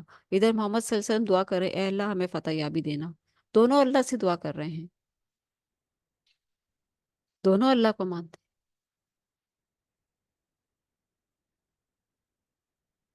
फिर जिन्होंने अल्लाह के रसूल की बात मानी वो मुसलमान हो गए, जिन्होंने नहीं मानी और अल्लाह को भी मानते हैं वो काफिर हो गए। कफरा, इनकार करने वाला। काफिर, इनकार करने वाला। हमारे यहाँ बच्चे समझते हैं जो बुतों की इबादत करते हैं वो काफिर हैं। जिन्होंने अल्लाह के रसूल की दावत का इनकार किया वो काफिर हैं। और वो भी काफिर हैं, लेकिन असल में वो मुशरिकीन मक्का इनकार की वजह से काफिर हुए। वो अल्लाह को मानते थे। चलिए हम चलते हैं रुकू नंबर सूरत आले इमरान की तरफ। सूरह आले इमरान आ गई है हमारे पास। मदनी सूरत है और बहुत ही खूबसूरत सूरत है। सूरह बकरा में हमने मूसा अलैहिस्सलाम की कौम का जिक्र पढ़ा। इस सूरत में हम ईसा अलैहिस्सलाम की कौम का जिक्र पढ़ेंगे और साथ साथ हज़रत ज़करिया, हज़रत मरियम और बहुत ही खूबसूरत जिक्र आने वाला है। एक से बढ़कर एक कुरान मजीद की सूरतें हैं और एक से बढ़कर एक आयत हैं और एक से बढ़कर एक प्यारी प्यारी इसमें चीज़ें हैं जो हम पढ़ते चले जाते हैं और हम निखरते चले जाते हैं। सूरह आले इमरान मदनी सूरत है। कशमकश हक को बातिल में सब्र व तकवा की तलकीन इसका उन्वान है। कशमकश हक को बातिल में सब्र व इस्तिकामत, सब्र व तकवा की तलकीन। ठीक है, जब हम उन्वान देख लेते हैं तो फिर हमें आगे से रास्ता मिल जाता है कि हमने यहाँ पे इसमें क्या पढ़ने जा रहे हैं और हमने क्या समझना है। रुकू नंबर 1 उन्वान है, कुरान की हर आयत हक है, ख्वाह हमें समझ में आए या ना आए। यहाँ आयात मुतशाबिहात की बात हो रही है। ठीक है, कुरान मजीद में दो तरह की आयत हैं, एक महकम आयत हैं और एक मुतशाबिहात आयत हैं। महकम आयत वो हैं जो हमें साफ वाज़े नज़र आती हैं। नेक काम करोगे तो जन्नत में जाओगे, अल्लाह की राह में माल खर्च करोगे तो ना उन पर कोई खौफ होगा ना कोई गम होगा। ये क्या है? महकम आयत हैं। और मुतशाबिहात आयत क्या हैं? अल्लज़ीना युमिनूना बिल गैबी, वो लोग जो गैब पर ईमान लाते हैं। गैब में कौन है? सबसे पहले अल्लाह की ज़ात, फरिश्ते, जन्नत, दोजक, आखिरत, सारी चीजें हैं ना, तकदीर। ये सारी चीजें क्या हैं? गैब हैं, नजर तो नहीं आती लेकिन ईमान है ना। ये है मुतशाबिहात। हरूफ मुकत्तियात, लोग उनके मीनिंग निकालते हैं, ये भी मुतशाबिहात में से हैं। तो इसलिए बहुत सी चीजें, बहुत सी बातें मुतशाबिहात में से हैं। ईसा अलैहिस्सलाम का उठा लिया जाना जिंदा, तो यकीन, यकीन, समय ना वाताना। पहले रुकू में अजमत कुरान हकीम का बयान है। अजमत कुरान हकीम का बयान है। और इसकी पहली आयत क्या है? मैं पढ़ती हूँ आपके सामने। बिस्मिल्लाहिर्रहमानिर्रहीम। अलिफ लाम मीम। अल्लाहु ला इलाहा इल्ला हु अल हय्युल कय्यूम। ये जो आयत है ये अस्माए आज़म है। अस्माए आज़म, अस्माए आज़म वो हैं जिनके लिए अल्लाह के रसूल ने फरमाया कि जो शख्स इन अस्माए आज़म को पढ़कर दुआ करता है वो दुआ कबूल होती है। तो कुरान मजीद में दो अस्माए आज़म हैं और अहादीस से भी हमें दो अस्माए आज़म मिलते हैं। कुरान मजीद में एक अलिफ लाम मीम इस सूरह आल इमरान में आ गया है और दूसरा जो है सूरह ताहा में आएगा, वआना दिल वजूहु लिल हय्यिल कय्यूम। यानी कि ये जो हय्युल कय्यूम नाम है अल्लाह ताला के, ये अस्माए आज़म है। ठीक है, और कुछ बाज़ उलमा ने जो तफासिर की है उसमें अर रहमान अर रहीम को भी लिया है कि सूरह अल बकरा में और सूरह आल इमरान में तलाश कर लो। तो सूरह बकरा में आयतल कुर्सी में भी यही अल्फाज आते हैं, अल्लाहु ला इलाहा इल्ला हुवल हय्युल कय्यूम। और सूरह आल इमरान की पहली आयत में भी आते हैं, लेकिन सूरह बकरा में एक एक और अल्फाज भी आते हैं, व इलाहुकुम इलाहु वाहिद ला इलाहा इल्ला हुवर रहमानुर रहीम। ये भी अस्माए आज़म में आता है। ठीक है, रहमान और रहीम भी अस्माए आज़म में आते हैं। तो ये अल्फाज, ये अस्माए आज़म जब हम पढ़ते हैं और अल्लाह से दुआ करते हैं तो वो हमारी दुआएं कबूल फरमाता है। चलिए अब हम चलते हैं, आगे बढ़ते हैं कि पहले रुकू में अज़मत कुरान हकीम का बयान है। कुरान हकीम का बयान है, नज़्ज़ल अलैकल किताब बिल हक़्क़ि मुसद्दिक़न लिमा बैन यदैहि व अन्ज़लत तौरात وَأَنزَلَ التَّوْرَاةَ وَالْإِنْجِيلَ کہ نازل کی گئی آپ پر، یعنی اے حبیب صلی اللہ علیہ وسلم آپ پر یہ کتاب حق کے ساتھ تصدیق کرنے والی ہے جو آپ کے ہاتھ میں ہے، اور یعنی قرآن، اور جو نازل کی تورات اور انجیل، ان کی تورات اور انجیل کی تصدیق کرنے والی ہے کون؟ قرآن مجید۔ یہ ہے اس کی عظمت۔ قرآن حکیم نہ صرف حق پر مبنی کتاب ہے بلکہ اب یہی کتاب حق و باطل میں فرق کی کسوٹی ہے، یعنی کہ اب تورات، اب زبور اور اب انجیل جو ہے وہ منسوخ کر دی گئی، اب قرآن مجید ہی چلے گی قیامت تک کے لیے، ٹھیک ہے؟ تو جو لوگ ابھی تک تورات پکڑ کے بیٹھے ہیں یا انجیل پکڑ کے بیٹھے ہیں یا زبور پکڑ کے بیٹھے ہیں، وہ لوگ بہت بڑے نعمت سے محروم ہیں۔ ایک بچہ کہہ رہا ہے میں پہلی کلاس میں بیٹھوں گا، مجھے تو پہلی کلاس ہی پسند ہے، اور ایک بچہ کامیاب ہو گیا، ماسٹرز کی ڈگری تک پہنچ گیا، قرآن پکڑ کے بیٹھا ہے، تو کون کامیاب ہوا بتائیں؟ پہلی کلاس والا یا ماسٹرز کی ڈگری والا؟ ہم؟ اللہ تعالیٰ جانتا ہے نا کہ پہلی کلاس والوں کو کیا کیا دینا ہے، دوسری کلاس والوں کو کیا دینا ہے، تیسری کلاس والوں کو کیا دینا ہے، چوتھی کلاس والوں کو کیا دینا ہے۔ پہلی کلاس میں جو ہے میٹرک ہو گیا، دوسری کلاس میں ایف اے ہو گیا، تیسری کلاس میں بی اے ہو گیا، اور چوتھی کلاس میں ماسٹرز کی ڈگری مل گئی، تو کامیاب کون ہوا؟ میٹرک والا۔ یہی مثال ہے، سمجھنے والوں کے لیے اشارہ ہی کافی ہے۔ قرآن حکیم نہ صرف حق پر مبنی کتاب ہے بلکہ اب یہی کتاب حق و باطل میں فرق کی کسوٹی ہے۔ اس میں کچھ آیات بالکل واضح یعنی محکمات ہیں جو قرآن کی تعلیمات کی بنیاد ہیں، ٹھیک ہے؟ ہر بات سمجھ میں آتے تھے، اللہ تعالیٰ نے روزے فرض کیے، تم پر نماز فرض کیے، درمیانی نماز کا خیال رکھو، وضو ایسے کرنا، وضو کے لیے پانی نہیں تو تیمم کر لو، کیسی صاف واضح آیاتیں ہیں نا، زکوٰۃ ادا کرو، میراث کو اس طرح سے بانٹو، سب صاف واضح آیات ہیں نا، ان کو کہتے ہیں آیات محکمات، قرآن کی تعلیمات، قرآن کی تعلیمات کی بنیاد ہیں۔ کچھ دوسری آیات ہیں جو متشابہات میں ہیں، متشابہ، شوبے میں ڈالنے والی، شوبے میں ڈالنے والی، تو مومن جو ہے ان شوبے میں نہیں پڑتا، سمے نہ واتانا، بس ٹھیک ہے صحیح گزر جاتا ہے اس سے، یعنی ہماری ناقص عقل کے لیے انہیں سمجھنا مشکل ہے۔ اب قرآن مجید میں آیا کہ حضرت موسیٰ علیہ السلام نے اللہ سے کہا کہ میں تجھے دیکھنا چاہتا ہوں، اللہ تعالیٰ نے کہا تو مجھے نہیں دیکھ سکتا، انہوں نے کہا کہ میں آپ کو دیکھنا چاہتا ہوں یا اللہ، تو اللہ تعالیٰ نے کہا اچھا میرے پیارے بندے، تو فلاں پہاڑ کے قریب آ جانا، میں اپنی تجلی کروں گا، اگر تو دیکھ سکے تو دیکھ لیو۔ موسیٰ علیہ السلام جب اللہ تعالیٰ نے اپنی تجلی ابھی کی ہی تھی تو وہ ریزہ ریزہ ہو گیا پہاڑ، اور بے ہوش ہو گئے، غشی کھا کر بے ہوش ہو گئے، غشی کھا کر بے ہوش ہو گئے، ہوش آیا تو فوراً استغفار کی، اللہ معاف کر دے مجھے معاف فرما دے میرے مولا۔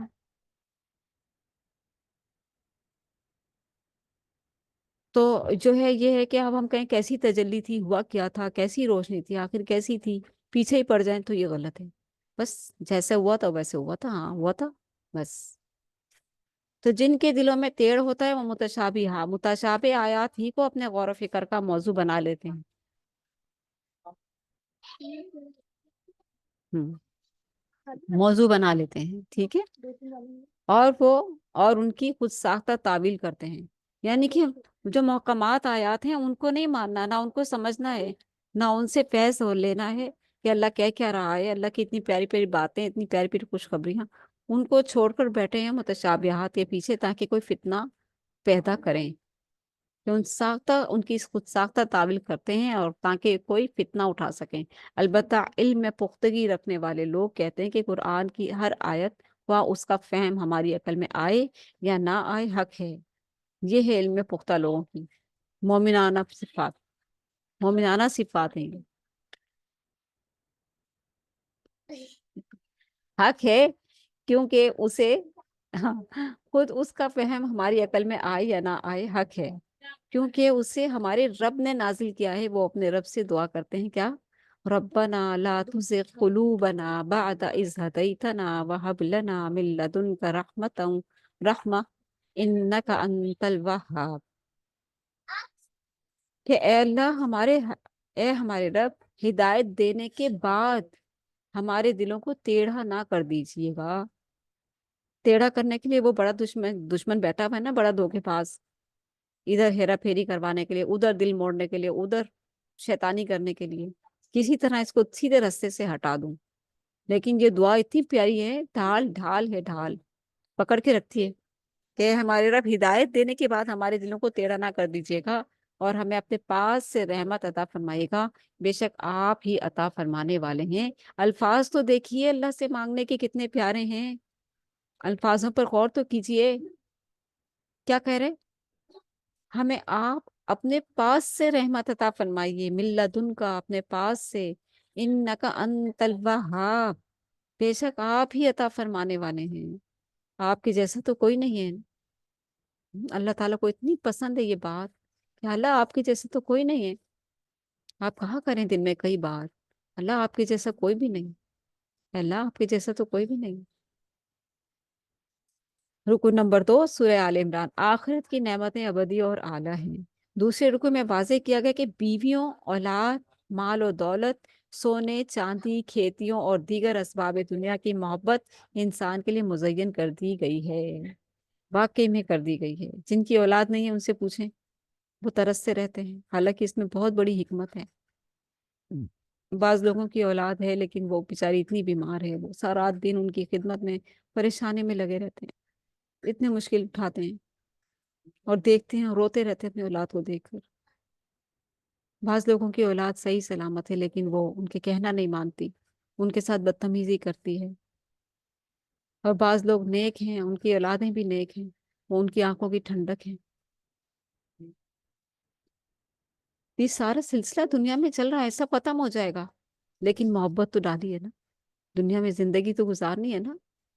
اللہ تعالیٰ نے رشتے بنائے، ماں باپ، بہن بھائی، شوہر، بیٹے بیٹیاں، یہ ساری چیزیں. لیکن اس کے ساتھ ساتھ اللہ نے کہا کہ مجھے نہ بھول جانا، میں تمہارا رب ہوں، میں نے تمہیں دیا یہ سب کچھ، مجھے نہ بھول جانا. اور جو ہمیں یہ ساری نعمتیں عطا کرتے ہیں ہم اسی کو بھلا دیتے ہیں.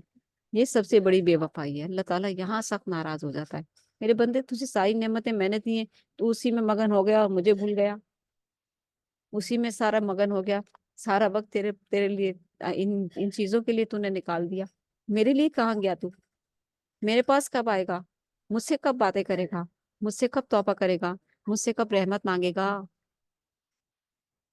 کب آئے گا میرے پاس؟ اللہ دیکھتا رہتا ہے. جب بندہ نہیں آتا تو پھر اللہ تعالیٰ خود کھینچ کر لے آتا، خود کھینچ کر لاتا ہے. کدھر جا رہا ہے؟ ادھر آ. کہاں جائے گا تو؟ مجھے چھوڑ کر کہاں جائے گا؟ بھول گیا مجھے؟ میں نے تجھے اتنی نعمتیں دی، بھول گیا تو مجھے؟ کدھر جا رہا ہے؟ ادھر آ ذرا. تو اللہ تعالیٰ پھر کھینچتا ہے رسی. رسی کیسے کھینچتا ہے؟ پھر کوئی تکلیف آتی ہے، کوئی آزمائش آتی ہے، کوئی مشکل آتی ہے، کوئی پریشانی آتی ہے، کوئی ڈپریشن آتا ہے. ایک تو جو اللہ تعالیٰ سے لا تعلق ہوئے ہوتے ہیں نا شکر ہے، ان کے اوپر بھی آزمائش آتی ہے، اور جو اللہ تعالیٰ کے بہت قریب ہوتے ہیں ان پہ بھی بہت آزمائشیں آتی ہیں. یہ مت سمجھیے گا کہ ہم کہیں اللہ سے دور ہیں تو شاید ہم پر آزمائشیں آ گئی ہیں. جو واقعی میں لا تعلق ہوئے ہوتے ہیں، دنیا کے بزنس میں لگے ہوئے، نماز نہیں پڑھی کبھی، کبھی اللہ کو یاد نہیں کیا، کبھی روئے نہیں، ان پر بھی آزمائش آ جاتی ہے. ان کی رسی اللہ کھینچتا ہے اپنے پاس کرنے کے لیے. ٹھیک ہے. جیسے ماں اپنے بچے سے بہت پیار کرتی ہے، سارا دن بچہ ماں کے پاس ہی نہیں آیا، ماں اپنے بچے کو سینے سے لگاتی ہے نا، دن میں کتنی بار پیار کرتی ہے، چومتی ہے، سینے سے لگاتی ہے، ٹھنڈک ملتی ہے اس کو. بچہ سارا دن باہر کھیل رہا ہے، مستی میں لگا ہوا ہے، ماں دیکھ رہی کب آئے گا گھر، آئے نہیں، کب آئے گا گھر، آئے نہیں، پتہ نہیں کدھر رہ گیا، آئے نہیں. آئے نہیں. آتا ہے تو دو چماٹے لگا دیتی ہوں، کدھر مر گیا تھا، کدھر گیا ہوا تھا. تو یہ رسی کھینچنا ہی تو ہے، اور کیا ہے. پھر اس کو سینے سے بھی لگا لیتی ہے، پیار بھی کرتی ہے، چپ بھی کراتی ہے، رلاتی بھی ہے اور چپ بھی کراتی ہے. یہ مثالیں ہیں سمجھنے کے لیے. انسان کے لیے امتحان یہ ہے کہ وہ کہ آیا وہ ان دینی دنیاوی محبتوں کو ترجیح دیتا ہے یا آخرتی نعمتوں کا طلبگار بنتا ہے. ان دنیاوی نعمتوں کو محسوس کرے، محبت کرے، پیار کرے، وقت اچھا بنائے، لیکن اللہ کو نہ بھولے. اللہ تیرا شکر، الحمدللہ، نماز کا ٹائم ہو گیا، چلو نماز پڑھیں، قرآن پڑھیں، آؤ اللہ سے جڑے رہیں. ان نعمتوں کے ساتھ اللہ سے جڑے رہیں، اس کو نہ بھولیں بس. تو پھر دنیا بھی اچھی ہو جائے گی اور آخرت بھی اچھی ہو جائے گی انشاءاللہ. ٹھیک ہے. دنیاوی نعمتیں وقتی اور گھٹیا ہیں.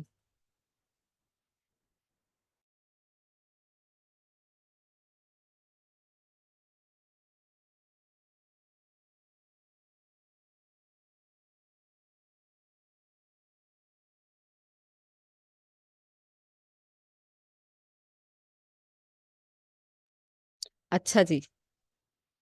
تو دنیاوی نعمتیں کیا ہیں؟ وقتی اور گھٹیا ہیں. وقتی اور گھٹیا بھی کہا ہے ان کو. ٹھیک ہے. انسان کے لیے امتحان یہ ہے کہ وہ آیا وہ ان دنیاوی محبتوں کو ترجیح دیتا ہے یا آخرت کی نعمتوں کا طلبگار بنتا ہے. یعنی کہ آخرت کی فکر کے ساتھ دنیاوی چیزوں سے آپ لطف اندوز ہو سکتے ہیں. ایسا نہیں کہ ساری چیزیں چھوڑ چھاڑ کر آپ بیٹھ جائیں بس کسی غار میں جا کے، کسی پہاڑ پہ جا کے، کسی جنگل میں جا کے کہ نہیں نہیں آخرت کا طلبگار بننا ہے مجھے. نہیں، ایسا بھی نہیں ہے. بیلنس. دونوں دین دنیا دونوں. دنیاوی نعمتیں وقتی اور گھٹیا ہیں، یہ بھی ذہن میں رکھنا ہے. اللہ تعالیٰ نے بتا دیا ختم ہو جائے گا سب کچھ. کوئی چیز نہیں ہے تو اس کی تمنا اتنی نہ کریں. ختم ہو جائے گا. وہ ہے نا دوسرا جہان، وہاں ہر چیز مل جائے گی. ہر تمنا پوری ہونے والی ہے وہاں پر. نیک بندوں کی ہر نعمت مل جائے گی وہاں پر. جب وہاں ملیں گی تو ہم کہیں گے یا اللہ تو نے ہمارے لیے اتنی نعمتیں رکھی ہوئی تھی. ہم کتنے آخرت کو بھولے ہوئے تھے. ہم دنیا میں ڈیپینڈ کیا ہوا تھا. تو نے تو ہمارے لیے یہاں پر ہر چیز رکھی ہوئی ہے. یا اللہ تیرا شکر ہے. تو دنیا کی نعمتیں وقتی اور گھٹیا ہیں.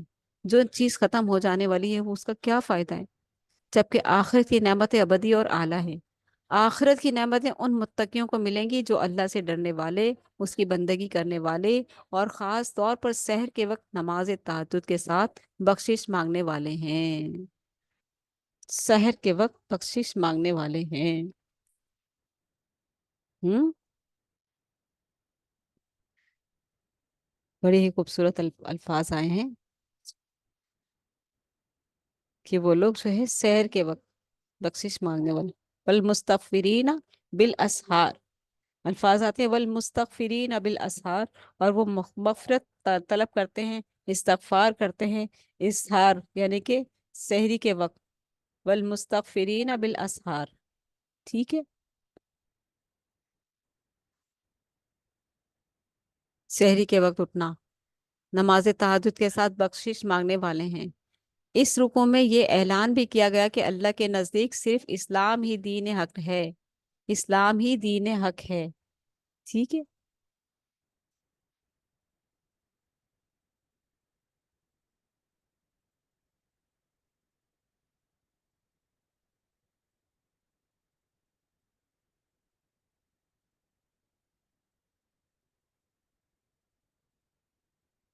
ان الدین عند اللہ الاسلام. بے شک اسلام ہی حق ہے. ہاں چلی گئی آئی.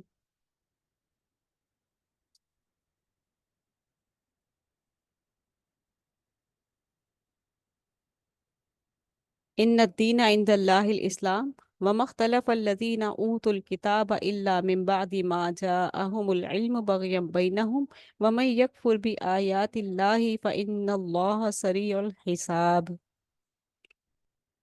کہ اللہ کے نزدیک اسلام صرف اسلام ہی دین حق ہے جو زندگی کے انفرادی و اجتماعی تمام معاملات کے لیے ہدایت دیتا ہے. چونکہ دیگر الہامی مذاہب میں تحریف ہو گئی. ذکر آئے ہیں نا تورات، زبور کا، انجیل کا. ابھی ہم پڑھ کے آئے نا. اس میں کیا ہو گئی؟ تحریف ہو گئی، بدل دی گئی چیزیں. اس لیے اللہ کی نگاہ میں ان کی حقانیت ختم ہو چکی. یعنی کہ اس بات کو سمجھ لو کہ اب تورات، زبور، انجیل کی کوئی حیثیت باقی نہیں بچی. اب قرآن ہی موجود ہے قیامت تک کے لیے. اسی کو تھام لو، اسی سے ہدایت حاصل کرو، کامیاب ہو جاؤ گے. رکو نمبر 3، مومن کافروں کو دوست نہ بنائے. مومن کافروں کو دوست نہ بنائے. تیسرے رکو میں نصیحت کی گئی کہ مومنوں کو چاہیے کہ وہ مومنوں کے مقابلے میں کافروں کو دوست نہ بنائے. جس نے ایسا کیا اس کا اللہ سے کوئی تعلق نہیں. یہ بہت خطرناک بات ہے. آپ دوست کر لیں، چلو ہم ان سے دوستی کر لیتے ہیں، آ رہے ہیں جا رہے ہیں، ان کے طریقے اپنا رہے ہیں، اور اللہ کو ناراض کر دیا. اللہ کہہ رہے میرے ان سے کوئی تعلق نہیں. تو ایسی چیزوں سے بچیں. ہاں اگر جان کو خطرہ ہو پھر ظاہری طور پر دوستی کی جا سکتی ہے، یہاں پر یہ آسانی کر دی گئی، لیکن بہتر ہے کہ انسان کافروں سے ڈرنے کے بجائے اللہ سے ڈرے اور عزیمت کی راہ اختیار کرے۔ ٹھیک ہے، رکن نمبر 4، اللہ بغیر اسباب سے بھی عطا کرتا ہے، بغیر اسباب کے بھی عطا کرتا ہے۔ ٹھیک ہے، ایک تو ہم نے دعا کی، اللہ تعالیٰ نے عطا کر دیا، ایک ہمیں ایک بہت بڑی نعمت ملنے والی ہے اور ہم نے اس کے لیے دعا بھی نہیں کی اور وہ ہمیں مل گئی۔ ٹھیک ہے، تو وہ کون سی بڑی نعمت ملی تھی، کن خاص لوگوں کو ملی تھی، اب ہم دیکھتے ہیں۔ چوتھے رکو میں بیان کیا گیا کہ حضرت مریم سلام علیہا کی والدہ نے یہ نظر مانی کہ میرے ہاں جو بھی اولاد ہوگی، ظاہر ہونے سے پہلے تو کسی کو پتہ نہیں ہوتا کہ بیٹا ہوگا یا بیٹی ہوگی، میرے ہاں جو بھی اولاد ہوگی میں اسے خدمت دین کے لیے وقف کر دوں گی۔ عیسائیوں میں یہ چل رہی تھی چیز، ایسی نظر ماننے والوں کے ہاں بیٹے کی ولادت ہوتی تھی عموماً، لیکن اللہ نے انہیں حضرت مریم سلام علیہا جیسی عظیم بیٹی عطا فرمائی۔ اللہ نے ساتھ ہی بشارت دی کہ اس بیٹی جیسا کوئی بیٹا ہو ہی نہیں سکتا۔ سبحان اللہ، اس بیٹی جیسا کوئی بیٹا ہو ہی نہیں سکتا، یہ چنیدہ بچی ہے، یہ چنیدہ بچی ہے، مریم سلام علیہا چنیدہ بچی ہے، اللہ تعالیٰ نے انہیں چنا، تمام عورتوں پر ان کو چنا، اللہ نے اسے تمام جہان کی عورتوں پر فضیلت دی ہے، مریم علیہ السلام کو، مریم سلام علیہ کو تمام جہان کی عورتوں پر فضیلت دی ہے۔ حضرت مریم سلام علیہ کو خدمت دین کے لیے وقف کر دیا گیا اور حضرت زکریہ علیہ السلام کی کفالت میں انہیں دے دیا گیا۔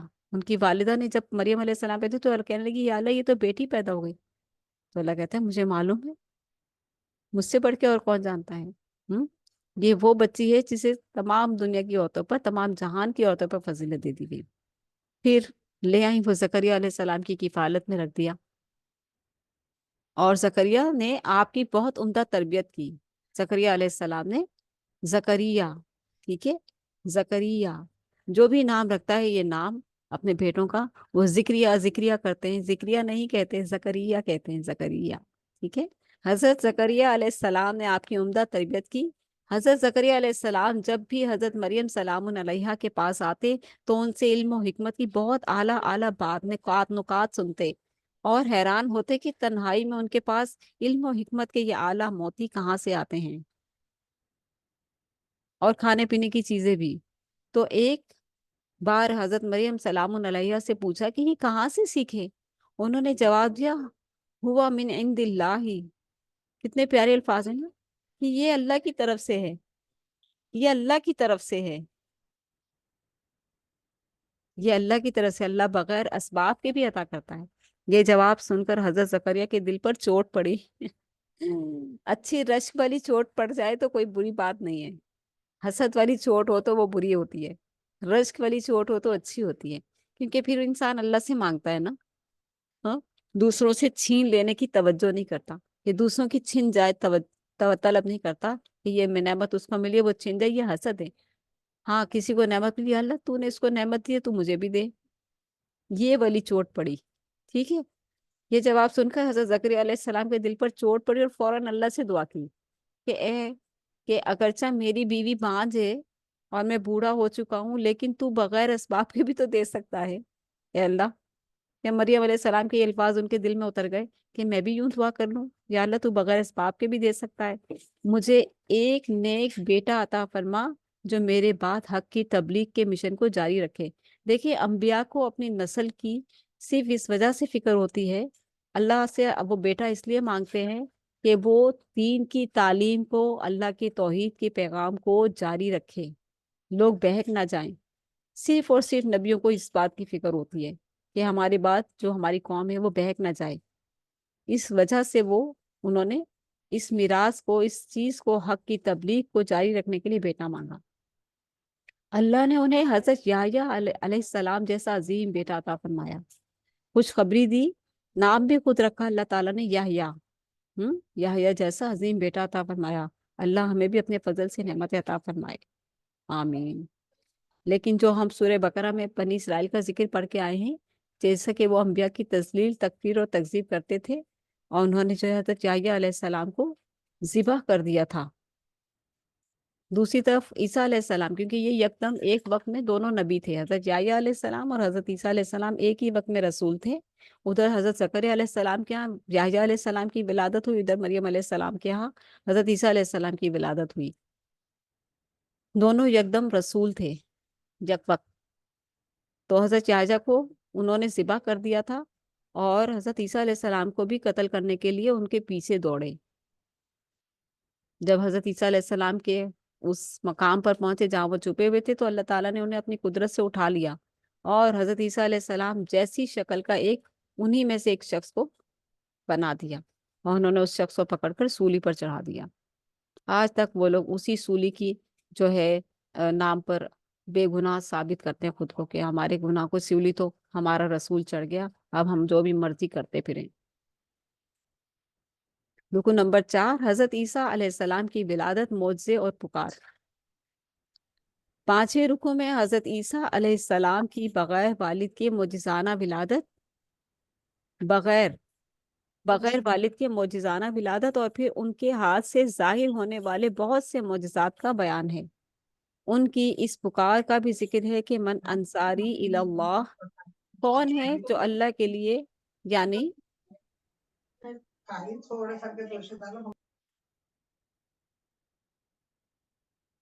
उनकी इस पुकार का भी जिक्र है कि मन अंसारी इलल्लाह, कौन है जो अल्लाह के लिए यानी उसके दीन की नुसरत के लिए मेरा साथ देगा।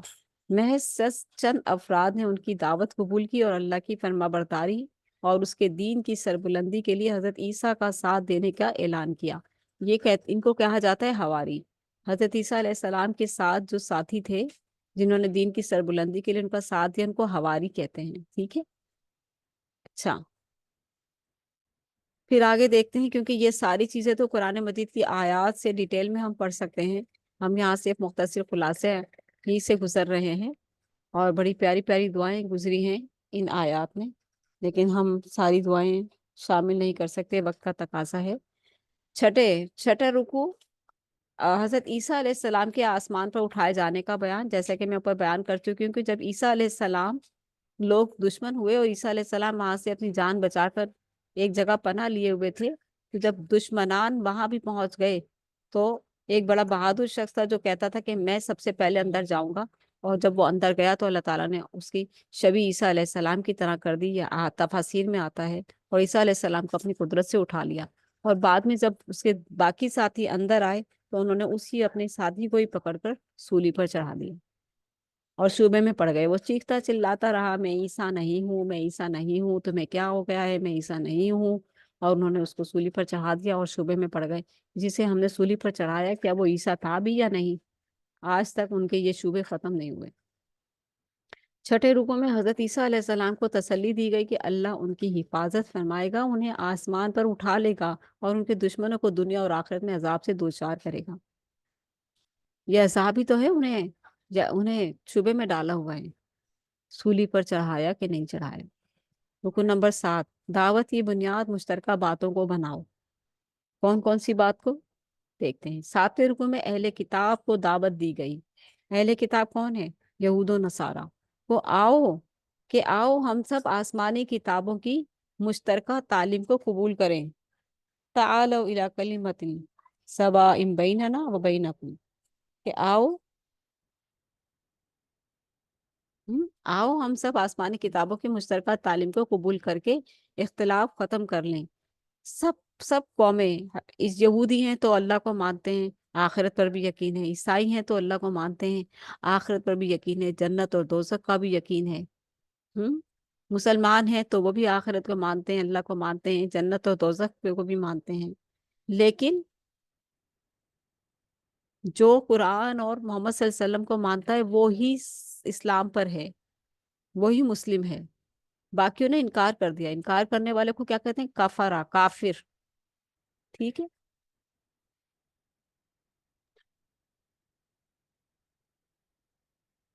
अल्लाह ताला सबको हिदायत अता फरमाए, आमीन। हर कोई अपनी अपनी क्लास में बैठा हुआ है, कोई पहली क्लास में, कोई दूसरी क्लास में। किसी को नहीं पता कि अब 4th एडिशन आ चुका है, अब इसको पकड़ लें। नहीं, कुरान मजीद को नहीं पकड़ रहे हैं। नहीं, हम तो हमारी किताब ही अच्छी है। اچھا، تو ہم دیکھیں کہ آؤ آسمان ہم سب آسمانی کتابوں کی مشترکہ تعلیم کو قبول کر کے اختلاف ختم کر لیں۔ وہ مشترکہ تعلیم یہ ہے کہ اللہ کے ساتھ کسی کو شریک نہ ٹھہرائیں اور اس کے حکم کے سامنے سر تسلیم خم کر دیں۔ گویا جب بھی کسی فریق کو دعوت دینی ہو تو دعوت کی بنیاد ایسے نکات کو بنایا جائے جو دونوں فریقوں کے درمیان مشترک ہوں۔ اہل کتاب کی محرومی کہ انہوں نے اس دعوت کو قبول نہ کیا بلکہ دوسروں کو بھی توحید کی راہ سے روکنے کا جرم کیا۔ اہل کتاب عیسائی عیسیٰ علیہ السلام کو کیا کہتے ہیں ہم سب جانتے ہیں نا، تو یہ سب سے بڑا گھناؤنا شرک ہے، سب سے بڑا، سب سے بڑا۔ اللہ تعالیٰ فرماتے ہیں، اللہ کے رسول صلی اللہ علیہ وسلم فرماتے ہیں کہ جب عیسائی عیسیٰ علیہ السلام کو اس طرح سے کہتے ہیں خدا کا بیٹا، تو آسمان پھٹ جائے، قریب ہے کہ آسمان پھٹ جائے، زمین ریزہ ریزہ ہو جائے۔ یہ اتنے خطرناک الفاظ منہ سے ادا کرتے ہیں۔ یہودیوں کی سازش اور گمراہی، رکو نمبر 8۔ دیکھیں یہ اہل کتاب ہی تو ہیں، یہود و نصارہ، جو اللہ کو بھی مانتے ہیں، آخرت کو بھی مانتے ہیں، جنت دوزخ پر بھی مان رکھتے ہیں، محمد صلی اللہ علیہ وسلم کو نہیں مانتے۔ بس اللہ نے کہا جو محمد کو نہیں مانے گا وہ اسے میں نہیں مانتا مسلمان۔ ہاں اللہ یہ کہ جو موسیٰ علیہ السلام کے دور میں موسیٰ علیہ السلام کو مانتے تھے وہ اس دور کے مسلمان تھے۔ موسیٰ علیہ السلام کے بعد داؤد علیہ السلام آئے اور داؤد علیہ السلام کو مانتے تھے، اور جب تک عیسیٰ علیہ السلام نہیں آئے، جب تک کے لیے داؤد علیہ السلام کی شریعت تھی، وہ سب مسلمان کہلائیں گے، اور جنہوں نے شرک نہیں کیا۔ پھر عیسیٰ علیہ السلام آئے، عیسیٰ علیہ السلام کو ماننے والے جنہوں نے عیسیٰ علیہ السلام کو اللہ کا رسول مانا، بیٹا نہیں مانا، اور ہدایت پر رہے، توحید پر رہے، جب تک محمد صلی اللہ علیہ وسلم نہیں آئے، وہ سب بھی اسلام پر قائم ہے۔ اور اب محمد صلی اللہ علیہ وسلم آ گئے تو سب کو چاہیے کہ محمد صلی اللہ علیہ وسلم پر ایمان لے آئیں۔ ٹھیک ہے۔ 8ویں رکو میں یہود کی ایک سازش اور ایک گمراہی کا ذکر ہے۔ انہیں اس بات پر شدید غصہ تھا کہ جو بھی مسلمان ہوتا ہے وہ اس دین پر قائم رہتا ہے اور اسے چھوڑتا نہیں۔ انہوں نے سازش کے تحت طے کیا کہ ہم صبح کے وقت ظاہری طور پر اسلام قبول کر لیں گے اور شام کے وقت اسلام کو چھوڑنے کا اعلان کریں گے، جیسے انہوں نے جنگ احد میں کیا تھا۔ جنگ احد میں کیا کیا تھا؟ 300 کا لشکر، منافقین نام کے مسلمان، 300 منافق ہی تھے وہ۔ تو وہاں کے قانون کے مطابق، مدینہ کے قانون کے مطابق کہ اگر دشمن ہم پر حملہ کرے گا تو تمہیں بھی جنگ میں ہمارے ساتھ شامل ہونا پڑے گا۔ انہوں نے اس ایگریمنٹ پر سائن کیا۔ ٹھیک ہے، عبداللہ بن ابی ان کا سردار تھا۔ 300 لوگ جنگ احد کے مقام پر شامل ہوئے اور باقی ہم مسلمان تھے۔ مسلمانوں کو چھوڑ کر جب انہوں نے دیکھا کہ جو ہے نا ہم کہیں مر نہ جائیں لڑائی میں، اس گھبراہٹ میں وہ لوگ وہاں سے واپس چلے گئے۔ اور جب 300 لوگ واپس جاتے ہیں ایک لشکر کو چھوڑ کر، تو جو باقی پیچھے بچتے ہیں ان کی بھی حوصلہ شکنی ہو جاتی ہے، وہ ڈگمگا جاتے ہیں کہ یہ کیا ہوا۔ تو یہ ایسے لوگ تھے کہ صبح کے وقت اسلام قبول کر لیں گے ظاہری طور پر اور شام کے وقت اسلام کو چھوڑنے کا اعلان کریں گے۔ اب یہ سازش چلانے لگے تاکہ اسلام کی ساخ متاثر ہو اور کچھ لوگوں کے دلوں میں اس کے حوالے سے شکوک و شبہات پیدا ہو جائیں۔ اس رکوع میں یہود کی ایک گمراہی بیان ہوئی۔ ان کا دعویٰ تھا کہ ہم غیر یہودیوں کے ساتھ ہر قسم کی زیادتی کر سکتے ہیں، غیر یہودیوں کے ساتھ ہم ہر قسم کی زیادتی کر سکتے ہیں، اور اس پر اللہ ہمیں سزا نہیں دے گا۔ یہ ان کا خیالی پلاؤ تھا، سمجھ لیں۔ ٹھیک ہے، خیالی پلاؤ جو وہ لوگوں نے خود سے بنا لیا تھا۔ شریعت پر عمل صرف یہود کے درمیان ہوگا، شریعت پر عمل صرف یہود کے درمیان ہوگا، غیر یہودیوں کے لیے کوئی شریعت نہیں۔ اللہ نے اس کو ہم دیکھتے ہیں تھوڑا سا پیچھے سے تاکہ تسلسل پھر سے بن جائے۔ کہتے ہیں اس رکوع میں یہود کی ایک گمراہی بھی بیان ہوئی۔ ان کا دعویٰ تھا کہ ہم غیر یہودیوں کے ساتھ ہر قسم کی زیادتی کر سکتے ہیں، یعنی جو یہودی نہیں ہے اسے ہم کاٹیں، پیٹیں، ماریں، گلا کاٹیں، تلوار سے ماریں، جیسے بھی کریں، جلائیں، ہم پر کوئی گناہ نہیں ہے اور اس پر اللہ ہمیں سزا بھی نہیں دے گا۔ یہ ان کا دعویٰ تھا۔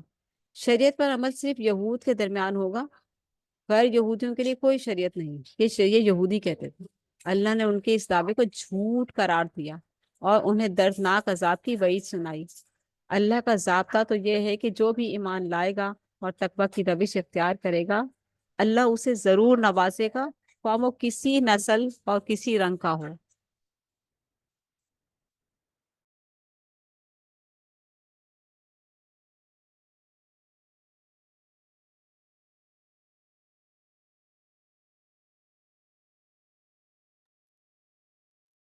رکو نمبر 9، یعنی کہ ان کی روش دیکھیں نا، کیا ہے، کیا سمجھتے تھے اپنے آپ کو، کہ اللہ نے ان کے اس دعوے کو جھوٹ قرار دیا، اللہ نے کہا جھوٹ بولتے ہیں، بکواس کرتے ہیں، اور انہیں دردناک عذاب کی وعید سنائی۔ اللہ کا ضابطہ تو یہ ہے کہ جو بھی ایمان لائے گا اور تقوی کی روش اختیار کرے گا، اللہ اسے ضرور نوازے گا، خواہ وہ کسی نسل اور کسی رنگ کا ہو۔ دیکھیں نا، ایک بادشاہ اور ایک فقیر دونوں ایک صف میں کھڑے ہوتے ہیں نا نماز کے لیے، نماز کے وقت کوئی یہ کہتا ہے بادشاہ کہ تم پیچھے جا کے کھڑے ہو جاؤ، یہاں میں کھڑا ہوا ہوں؟ نہیں، کہہ ہی نہیں سکتا، نہیں کہہ سکتا۔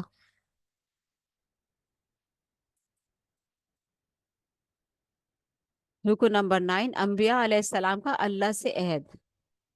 9 رکو میں انبیاء کرام سے لیے گئے ایک عہد کا ذکر ہے۔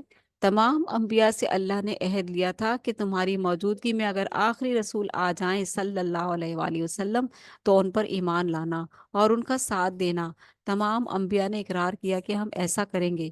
اب جو لوگ بھی ان انبیاء علیہ السلام کے نام لیوا ہیں، ان پر لازم ہے کہ وہ اپنے انبیاء کے کیے گئے عہد کی پابندی کریں۔ دیکھیں نا، کہ اگر انبیاء نے عہد کیا ہے، موسیٰ علیہ السلام نے، عیسیٰ علیہ السلام نے، کہ ہم محمد صلی اللہ علیہ وسلم کے دور میں اگر ہمارے جیتے جی آ جائیں گے تو ہم محمد صلی اللہ علیہ وسلم کی پیروی کریں گے، تو ان کی امتوں کو بھی تو چاہیے نا، لیکن قرآن تو پڑھیں، قرآن پڑھیں گے تو پتہ چلے گا نا۔ یہودیوں اور عیسائیوں کو چاہیے کہ اپنے انبیاء کے عہد کا پاس کرتے ہوئے نبی اکرم صلی اللہ علیہ وآلہ وسلم پر ایمان لے آئیں اور دین اسلام کو قبول کر لیں۔ اس رکوع میں خبردار کیا گیا کہ اگر کسی نے دین اسلام کو قبول نہ کیا تو اللہ یہ روش ہرگز قبول نہیں کرے گا۔ جنت میں جانے کے لیے دین اسلام کو لازمی قبول کرنا ہے۔ ایسے لوگوں پر اللہ کی طرف سے دنیا میں لعنت اور آخرت میں دردناک عذاب ہوگا۔ ہاں، اگر وہ توبہ کر لیں اور نبی کریم صلی اللہ علیہ وسلم پر ایمان لا کر اسلام قبول کر لیں تو پھر اللہ کے ہاں ان کی بخشش کی صورت پیدا ہو جائے گی۔ یعنی کہ اللہ کے ہاں بخشش کی صورت کیسے پیدا ہوگی؟ اسلام لانے کے ساتھ، لا الہ الا اللہ محمد رسول اللہ پڑھ کر اس کے تقاضے پورے کرنے پر، ٹھیک ہے؟ تو یہ ہے اللہ تعالیٰ کا تقاضا۔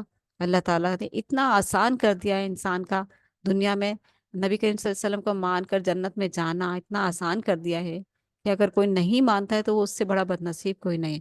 اللہ تعالیٰ ہم سب کو سیدھے راستے پر چلنے کی توفیق عطا فرمائے، اپنے پیارے حبیب صلی اللہ علیہ وآلہ وسلم کی سنتوں کو مضبوطی سے پکڑ کر ان پر عمل کرنے کی توفیق عطا فرمائے، آمین۔ اللہ تعالیٰ ہمیں اپنی محبت عطا فرمائے اور اپنے پیارے حبیب صلی اللہ علیہ وآلہ وسلم کی شفاعت نصیب فرمائے، آمین۔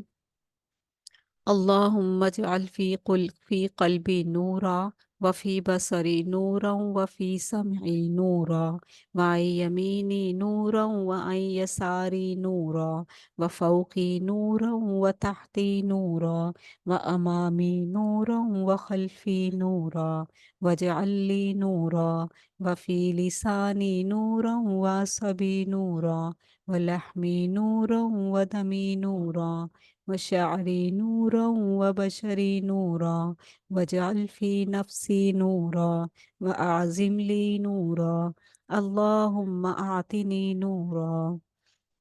اللہم صلی علی محمد وعلی آل محمد۔ اللہ تعالیٰ آپ سب کے دلوں کو سکون، راحت اور اطمینان والی زندگی عطا فرمائے، دین اور دنیا اور آخرت کی عطا کی ہم سب کو کامیابیاں عطا فرمائے۔ رمضان آ رہا ہے، اللہ تعالیٰ ہم سب کو رمضان کی رحمتیں، برکتیں، نعمتیں اور استغفار اور اللہ تعالیٰ کی محبت سمیٹنے کی توفیق عطا فرمائے، آمین۔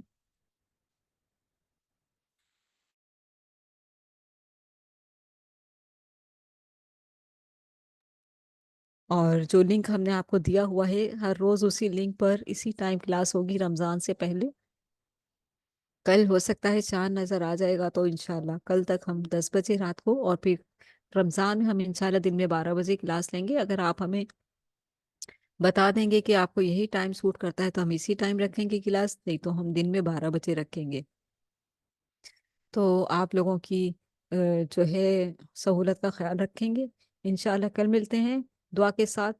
آپ سب سے اجازت چاہتی ہوں، سبحانک اللہم و بحمدک نشہد ان لا الہ الا انت نستغفرک و نتوب الیک۔ السلام علیکم ورحمۃ اللہ وبرکاتہ۔